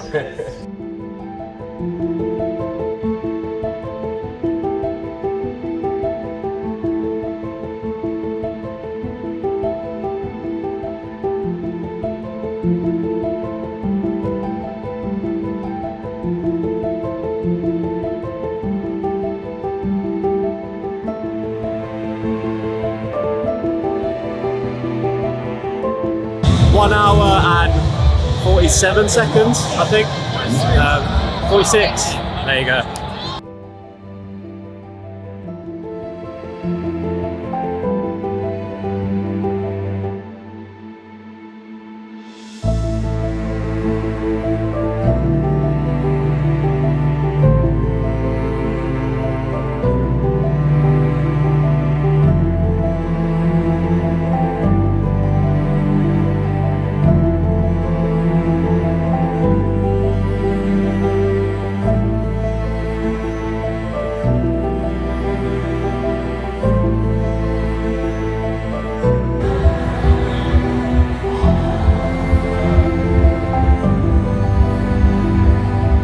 That might sound harsh, and I know maybe that might even sound judgmental, but it was just something I was thinking about on my drive back. I just finished up tennis here on this beautiful Saturday, and I was just reflecting over my journey and reflecting on when I had the biggest quantum leaps, and it was always as I developed new skills. And I know as you watch this video, you have big goals and you have big dreams and you have big aspirations, and I guess I just wanted to make this video off the cuff to remind you that you can have whatever you want, as long as you acquire the skills necessary to be the person that can create those sort of opportunities and capitalize on the opportunities when they present themselves. No one is coming to save you. I'm not here to save you. I want to make that very, very clear. I am not your savior. I am not your guru. All I can do is keep putting one foot forward in front of the other, and that's what I've been doing here on YouTube for 10 years. I've been uploading 10 years of my life, showing every step of the journey and relaying that back to you. So this is what this video is. It is a playbook, and if you decide to take advantage and capitalize on this playbook, all credit to you. To some people, you'll be a hero. To some people, you'll be a villain. You know, to some people, no matter how much proof, how much documentation, 10 years in the game with everything literally in front of the world to see, I will forever remain a villain in some people's eyes. You know, that comes with the territory as well. So by the way, that's not to say that everyone will like you. A lot of people will dislike you, but I think you always know when people respect you. And just remember, they might not say it to the world, and that's something you need to be prepared for, by the way, as you get crowned by some people a hero. And by the way, when I say some people a hero, I'm talking about in your circles, you know, changing your family's trajectory. You know, please don't think for any second that you need to be a social media, this, that, you need to document your entire life. I'm not saying it, you know, that was something that just happened by accident in my life, but just understand that even when you become a hero in your community, even when you become a hero for changing your family's trajectory, to some people you will always be a hero, to some people you will be a villain. It's just the way the world works. And you know, I think that's also what I love about that book. I don't like the heroes that are perfect, you know, because also, by the way, the heroes that are perfect always behind the scenes. It's no hero is perfect. Everyone has their imperfections. Everyone has their skeletons in their closet. And trust me, as I said, the people who seem the best on the forefront and unwilling to ever admit their shortcomings, those are usually the ones you need to be the most afraid of. I viscerally remember, probably from the age of 8, 9, 10, 11, 12, 13, all those years, my mom would come into my room, which, you know, the reason I say 8 is that's when I got my first room.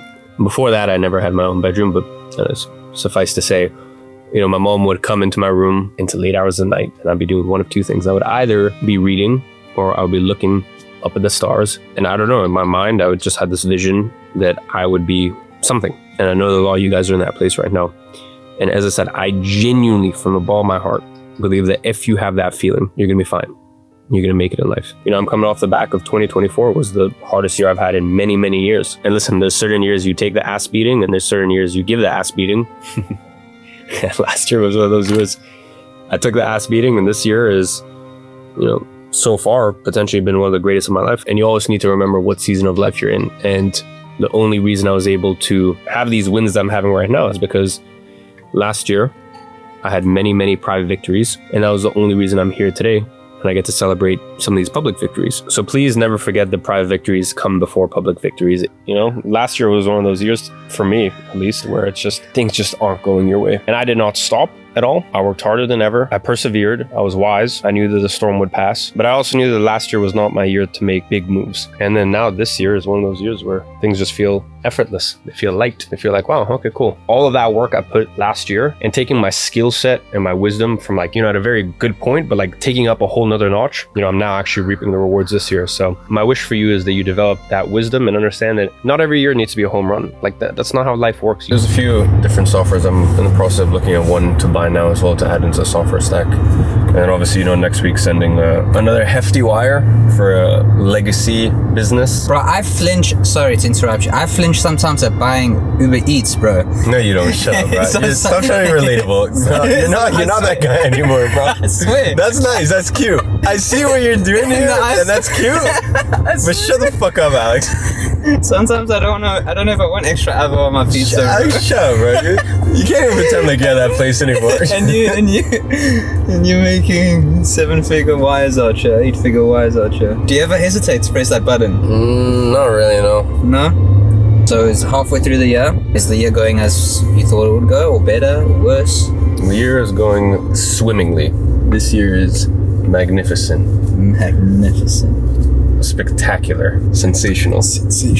And there's some stuff you see on social media that isn't ill-intentioned, it just doesn't give you the full picture. Even in my personal case, I've been uploading on YouTube for 10 years. And the reason I keep my old YouTube videos up is so that way you can see the 15-year-old me, the 16, 17-year-old me as I'm building my businesses up. But even now, 10 years later, it's not that I don't want to share everything on social media. It's that sometimes you can't share everything on social media. You know, I have this tattoo here that says private victories. And one of the reasons I got this tattoo when I was younger is because a lot of times people would see me with a nice watch and they saw the public victory, but they didn't know the private victories that went into it. So that's for the people with good intentions. Then, as I said, there's genuine people with bad intentions that are just trying to fool you or portray the wrong image. And got you a little something.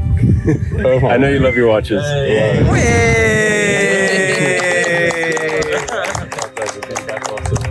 Thank you, guys. Open it. Enjoy. Speech. Jeez. Oh my word, man. Dude, that was crazy, dude. Thank you so much. My pleasure. You deserve it, bro. Guys, yeah, just thank you so much for all of you guys being here. Honestly, like, this means a lot, but just the fact that, like, all of you guys are here. I remember when I got the role, I was actually sitting with Michaela and Amanda and her now husband, like, around the table. I was so happy. But, like, bringing my best mate Matt into the company, Amanda being there, Sam, and then just, like, all of you guys becoming like family, coming all the way out here. I have like people in South Africa that couldn't make it, and you guys are flying from like different continents and stuff to be here.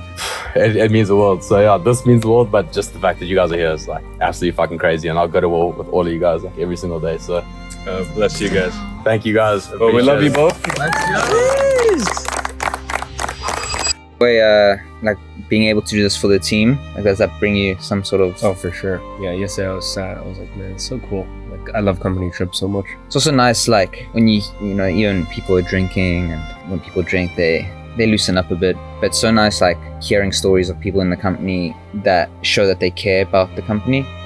Like when they talk about like work when they're drunk, you know, and like it just shows like, yeah, they really care about the mission. That's what's cool. I just feel so bad. There's just so many companies, honestly, where you can just tell it's just mad forced. Like the interaction, like it's like a company offsite, and it's like you guys are not friends, clearly. Yeah, you wouldn't do this if you didn't want to do it. No. That's one thing people you're not forcing this. You're doing this because you want to do it. For sure. No, man, it's just so fun. Just such a weird crock pot of different cultures and character types and stuff like that. So I've officially bought consulting.com, and in today's video, we're gonna be going through a week in the life. I'm gonna be talking about the purchase of the company, what that means, along with a few other announcements, and also taking you behind the scenes at one of our events for our advisory firm. So for those of you who do not know what consulting.com is, they are one of the largest education companies really ever in our space. It was previously owned by Sam Ovens and Rian Doris. For me, this was always just a legacy business that I wanted to have in my control, in my possession. So I'm very happy to now say that I've bought the entirety of the company, everything it ever was, and everything it is in its current standing. So that means the domain, all of the intellectual property, which for me is very important. Just so you guys understand, this company did about $75 to $80 million in revenue. That means the customers handed over, paid $75 to $80 million for these products, and these are the same products that I now own. So that's one of the big reasons I wanted to buy this company with all of its intellectual property. This company was basically just a sleeping giant. Now, if you want to know how much I paid for this company, I can tell you it's more than 7 figures and it's less than 8 figures. I'll let your imagination run wild as to how much it actually was, but bear in mind the domain in of itself is worth $3 to $5 million, and that's been verified by multiple domain brokers. So I've now decided that we're going to take our advisory firm. We have something which you guys are about to see soon enough called 8FL. It's an advisory firm for the top info businesses in the world. It's fully B2B. We have clients in there on the low end who are making anywhere from $500K a year all the way up to our top client who made $120 million last year. So I decided, you know what? Let's bring consultant.com back. We're going to rebrand our current advisory offering into consultant.com. So we now have our advisory offering at consultant.com, and we also have something very big coming. And yeah, we're going for a 3-day 8FL event, a bunch of 8FL clients. I think there's a couple people outside of 8FL as well that are coming along, but and yeah, booked out the whole place for 3 days, all the rooms. So it's gonna be cool. It's like a full immersion experience, which I've never done before. Around 100 people coming, huh? I think about 80 people. Yeah, 80-ish people coming. So yeah, it's gonna be sick. Some of the WAP team's coming as well. Shout out to WAP for sponsoring it. So yeah, it's cool because obviously, you know, majority of our 8FL clients are also using WAP. So I think it's cool as well for them to meet a lot of the WAP team, you know, the people behind the madness, behind the magic. So yeah. Or maybe you're just mentally kind of past that phase. I'm kind of in the stage now where I just like owning things, whether that be legacy businesses, new up and coming businesses, physical locations. We even have our physical location opening in May of 2026 for our eyewear brand. And that honestly makes me so happy. Like I just like, I don't know, I like physical tangible things, whether that be businesses or legacy assets, legacy properties. Those are really the things I've been buying the last 2 years or so. And speaking of investments that maybe don't make full financial sense, but are a little bit more legacy focused and nice to haves, I might be having an announcement coming out soon about buying a stake in a football club. So anyways, that's a story for another day. Let's get back to the vlog. All right, I need shots flowing, I need activities, I need people engaged. Everyone knows the mission. Don't target our own people, no friendly fire. Yeah, no. I said no friendly fire, don't target our own.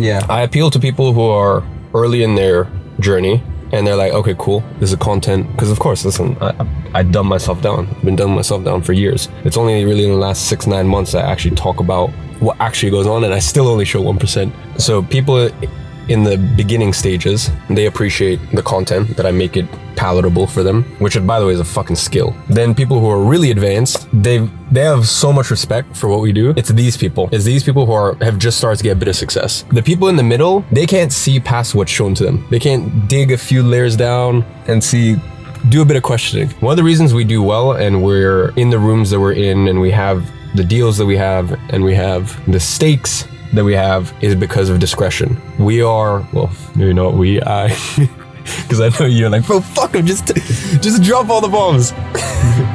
I know you want me to drop a nuke fucking every day. You're like, fuck them, just leak this document and then they'll fucking know the truth. But in business, you need to learn discretion, and also you need to learn, okay, cool, you want to make a point. You don't need to puff up your chest and make the point today. Sit on it. You can make your point in 6 months. You can make your point in 1 year, 2 years, 3 years. You know me, I hold grudges. Bro, I hold grudges and I will be pettier than fucking anyone else can imagine. But I'm not. It is a multi-year process, but it also is a discreet process. Everything we do is with discretion. So yeah, like I get your points. Sometimes I'm frustrated. I'm just like, if you guys actually knew like the actual fucking people running shit. So it is tempting just to like drop a fucking nuke at times. Especially me, bro. I got the fucking data room for every single company that you can imagine. But once again, you do stuff like that and then you no longer have the right to have that deal flow. You no longer have the right to open up those ventures because now you're someone who can't be trusted with discretion. Flat. So what's that noise I'm hearing right now? Yeah, but for a V12, like... What's in the back going? Listen. That's jokes. They're like, all right. Well, my friend thinks you're a footballer. My guess is UFC. I was like, well, fucking hell. Sorry, let you down, boys. Neither. In software. That's always just the easiest thing to explain to people. And they're like, oh, what kind of software? I was like, we do payments. And they're like, okay. Well, we're in all kinds of weird fucking softwares. I mean, you guys didn't see, but off camera, I just sent deal terms for a company investing in New York. So I said, smaller check for this amount, large, and just check, and that's it. No involvement on my end. Or larger check, I'll actually be an investor and advisor because I gave them some things to look at for the business the other day that they totally not totally glossed over, but they definitely, I don't think they realized prior. And that's actually what I do all day, just talk to businesses and write a check every 1 to 2 months. If people actually want to know what I do, I'm basically my own fund. I basically take all the cash flow and invest in companies. We're all sold out, bro. The glasses. Caps. We're sold out, bro. Sold out in like 4 days, 3 days. I mean, you can sell out a plain black cap. Look at this shit, bro. Sold out. Bro, I never got the silver one, bro. What the fuck? Bro, neither did I. I don't even get my own shit because it sells out too quick. You've been borrowing my sunnies the whole trip? I've been having to borrow Alex's sunglasses. From your own company? Because apparently the owner can't get his hands on them. Even our COO, Liz, at Hills, she gets angry at me. I'm like, can I have like 10 of these? She's like, no, not these ones. I'm like, Liz, please, it's my company. Like, as I said, it's actually like, I always used to think like, oh, it's so good, we sell out. And it's like, what if, even like the caps, whatever, it wasn't anything crazy, but it was a couple grand a day. It's like, okay, still now that's a couple grand a day, you're losing because that's money to be made because the demand's there. We just need more product. D2C brands, they can be painstakingly slow at the beginning. Taking the time out of your day to watch. I mean, I know for a lot of you guys, you find this stuff inspirational. Like it's a nice little break, take your mind off things and like get back to work and get after this life. I was exactly in your guys' same position. I used to watch, I don't think there's so much vlogs, but like, I guess even like $1 Million Listing and shows like that, even people on YouTube, they're just kind of inspire me. Bro, even Jay Alvarez. Yeah, Jay. It's cool. Obviously now we're boys with him, but bro, I remember back in 2015, 2016, I was like, fuck. You know, I dreamed for this life, like a life of freedom. Now, obviously, we are very, very different to Jay. I don't know if we fit the whole surfer boy mold, but the point is, like, you know, he's got his life of freedom. We've got our life of freedom. And between my little work breaks, I used to just watch these people. I'm sure, Alex, it was people you used to watch. So I guess all that to say, we know you guys love the videos and we know it's like needed inspiration and just something to take your mind off things, but nonetheless, we appreciate you. We want to do something to give back, but then also like as a way to know that like, you know, every single one of your comments, we're reading them and it's cool. So hopefully you guys take some inspiration, some motivation from this, especially, you gotta remember, I've been uploading my life for 9 years, almost 10 years, fuck. It'll be 10 years this year. Yeah. So I've documented everything from the beginning. So I wasn't exactly in the same situation you are. And when you watch these videos, I want you to know that it's possible. Now, I am going to be 100% honest with you. Are you gonna get these cars this year? No. Unless you do some crazy illegal shit, no, you won't. Will you get it next year? Very unlikely. But in a few years from now, it's absolutely possible. And I can tell you right now, and yeah, fuck it, maybe you won't get a Ferrari or McLaren this year, but could you get a beat up 17,000 mile M3? 100%. Could you get like a 15-year-old Mercedes SLK and put an exhaust on it or tune it or whatever you want to do to it? Yeah, 100%. Anyways, the point is you don't need to worry about this. Instead, just focus on the next steps. And you can be inspired by my wins, but you don't need to compare yourself to it. You are running your own race. And the only thing that matters, I always say, is just put one foot forward in front of the other. So all that to say, it's great that you watch these videos for inspiration, for motivation, but like do something, you know, like actually do something with it. So the comment is, Iman, you often talk about freedom and discipline. What was the hardest sacrifice you had to make on that journey? And if you could go back, would you still make it? I would say probably the hardest sacrifice was the strain it had on the relationship with my mom. Like, I'll be honest, like I was very, very misunderstood and very, I wouldn't even say ostracized, because to be honest, I didn't really care to even be accepted. But when I was building my businesses and doing self-development and reading a book a week and doing all these things, like I guess now it's more cool. But back when I was doing it, like at age 14, 15, 16, like it wasn't a cool thing. I feel like entrepreneurship is a lot more glamorized these days, and building a business and working on yourself. Like when I was doing it, like it definitely was a very strange thing to do. Like even YouTube was a very strange thing to do. So I didn't give a shit about all that stuff. All I cared about was my relationship with my mom, and in full transparency, like it was very shaky for a few years, because it was me making these promises of the man I'm going to be and the things I'm going to do. And I was literally not paying any attention in school. And like my mom's entire dream in her life was for me to get good education. And I guess we don't really mention it that much anymore, but for those of you guys who aren't aware, like I never finished school. I'm a high school dropout. I dropped out of school with 1.5 years left. And that put a massive, massive strain on me and my mom's relationship. I'm not saying that any of you guys should drop out of school, but even just like not giving school focus and attention, that was very painful for my mom, because that was like the only thing she ever wanted from me, was to have a good education and a bright future, which in her mind is what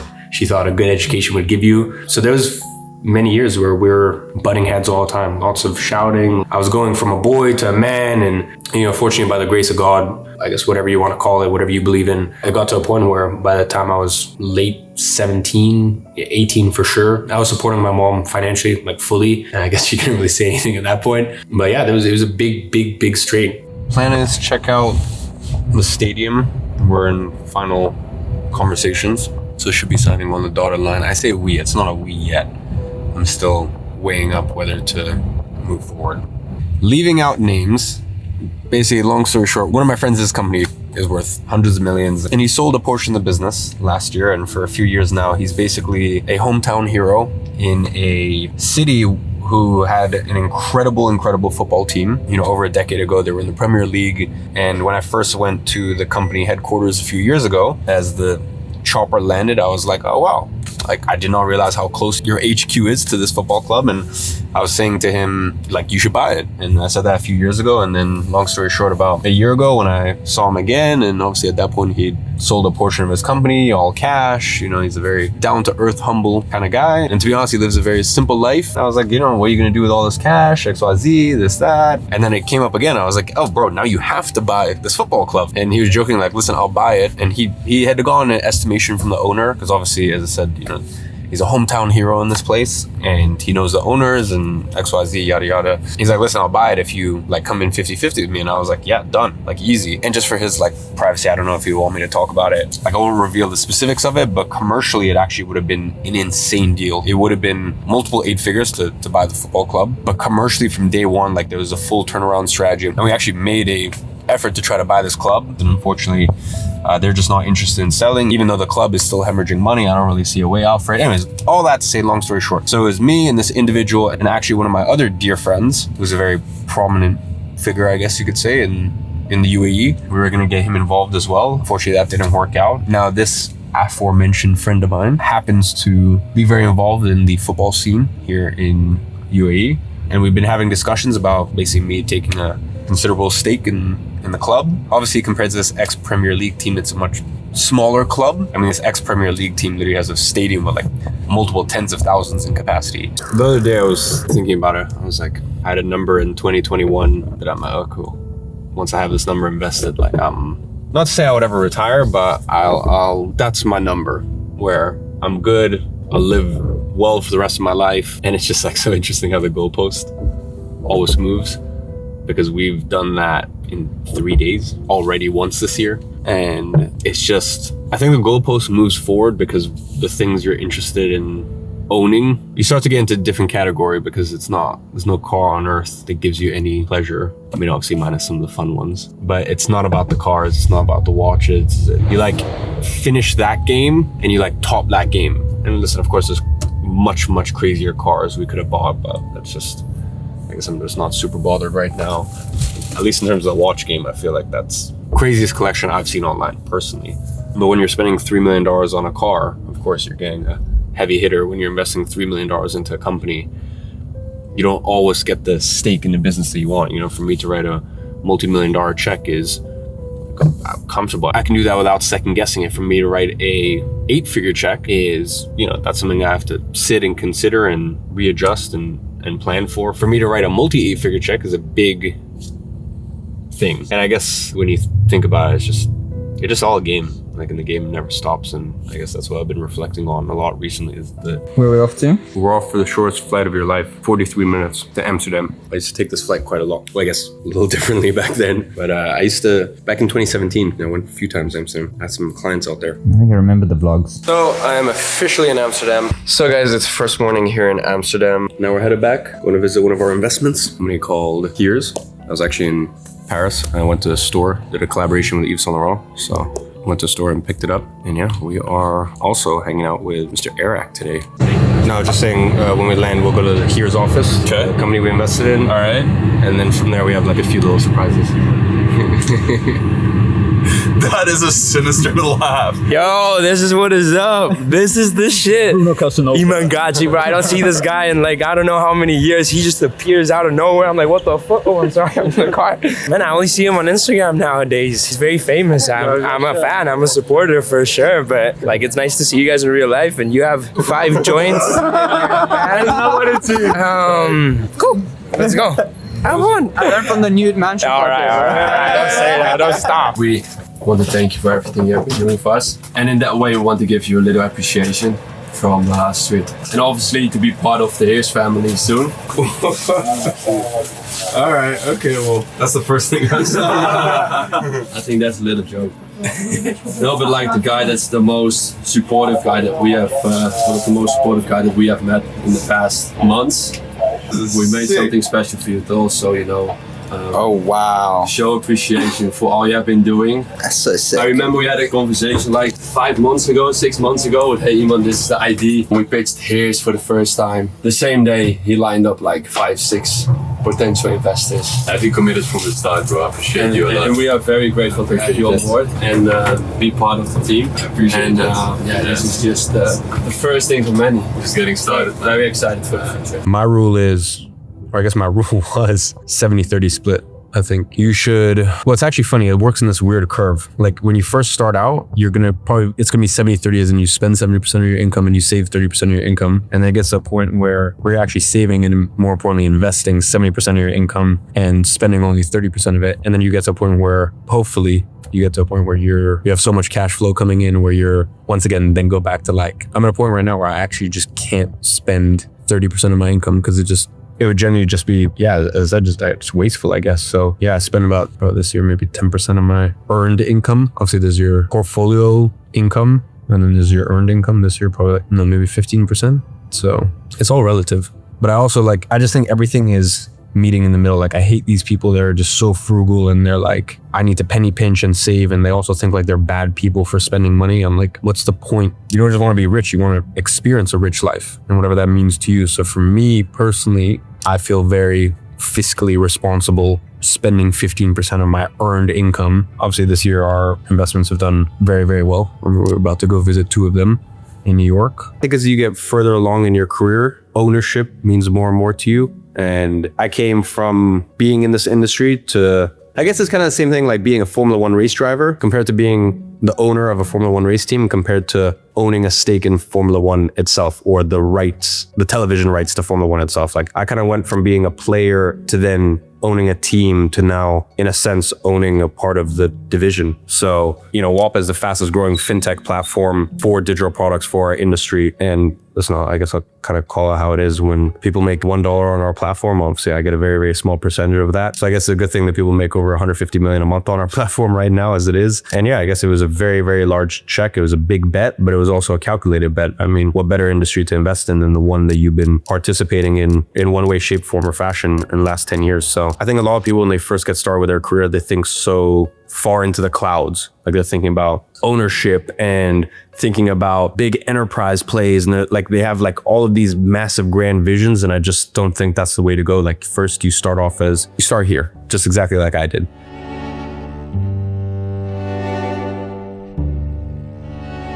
The key thing with this version compared to the other version is we've like unchained it. And so it's not just a sales thing. Our biggest challenge now is to see what people use it for and then try and empathize and improve it, right? Because it's a little bit like a personal assistant on a meeting with you. Yeah. Noting everything down, having context. And can do things. So we call it a teammate. Imagine like a bunch of tasks that the teammate can do, like Zakia. So Lyra can actually execute on the tasks. Correct.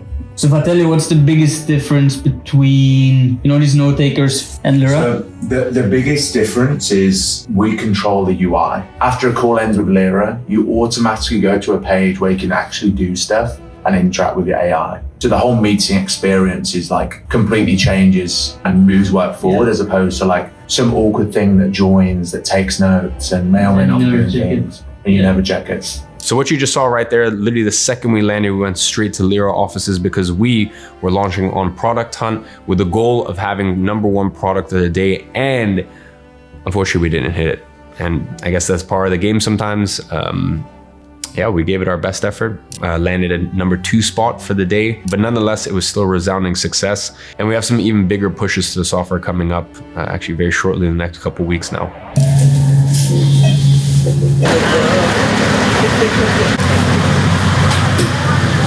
All right. So you want to explain what we're doing now? We are picking up 3 watches for Monetize Mania winners. Well, it's 4 Rolexes, but we already had Armando pick it up in Dubai. He's already got his. My friend, that is yours. Dude, it is sick. Check the case back. Check it out. No freaking way. I don't know if y'all can see it. It has a monetized logo right there. That's freaking sick, man. Congrats, bro. You deserve it. Good work. Appreciate it. 3 Rolexes left. Got a McLaren to give away on Sunday. So yeah, going to Moses the jeweler. Pick up some watches for the Monetize Mania winners. How many people are going to be in the giveaway? So basically we did a leaderboard. #1 got a McLaren, so you could sell on Sunday. So the person made the most on walk in a 90-day period.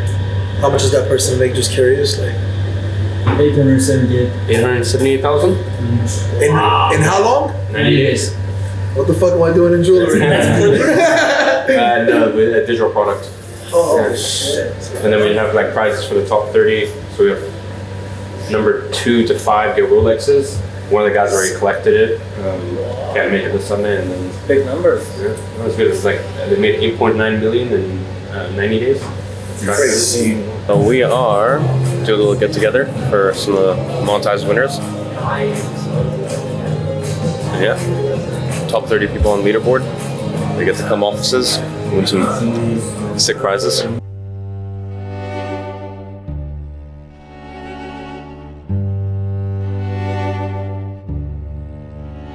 We broke the WAP records not once, but twice this year. And bear in mind, people have processed over $1 billion on WAP just this year alone. And as I said, we just broke the WAP record again for the second time for most amount processed in 1 hour, 24 hours, 7 days, and 30 days. So it's interesting because we're players and we're playing at the top of our game. And we're in this industry competing at the highest level, breaking all the records. So we're players, but then we're also coaches because I'm sure as you guys saw, I spent a lot of money to buy a company called Consultant.com. And Consultant.com is the #1 advisory firm in the world for info, coaching, digital product, knowledge businesses, anything in that domain. So we're like player, coach, but then also owner, as an owner of the league, owner of the team, because we're co-owners in WAP. We're gonna do prize giving, which is the most fun part. Just kidding, the speeches were also great. If everyone wouldn't mind taking a seat, please, and Iman will call people out and grab your prizes.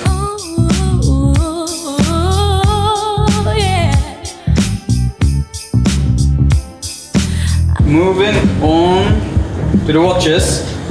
Number 4th place, first Rolex of the day, we got Mr. John Mal. Sure. Ooh, thank you so much. Congratulations. Oh my god. Thank you so much. Nah, my pleasure, bro. In 3rd place, Matt Parr. Let's go, Matt.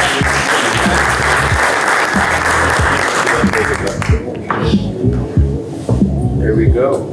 Sweet. Beautiful. 2nd place, we got last Rolex of the day, Chase Chapel.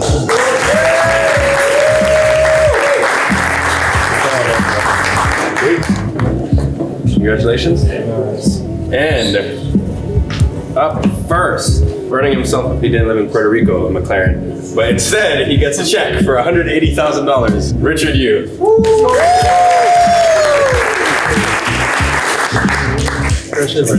Congratulations. Yes, sir. Awesome. Enjoy. Cool. This is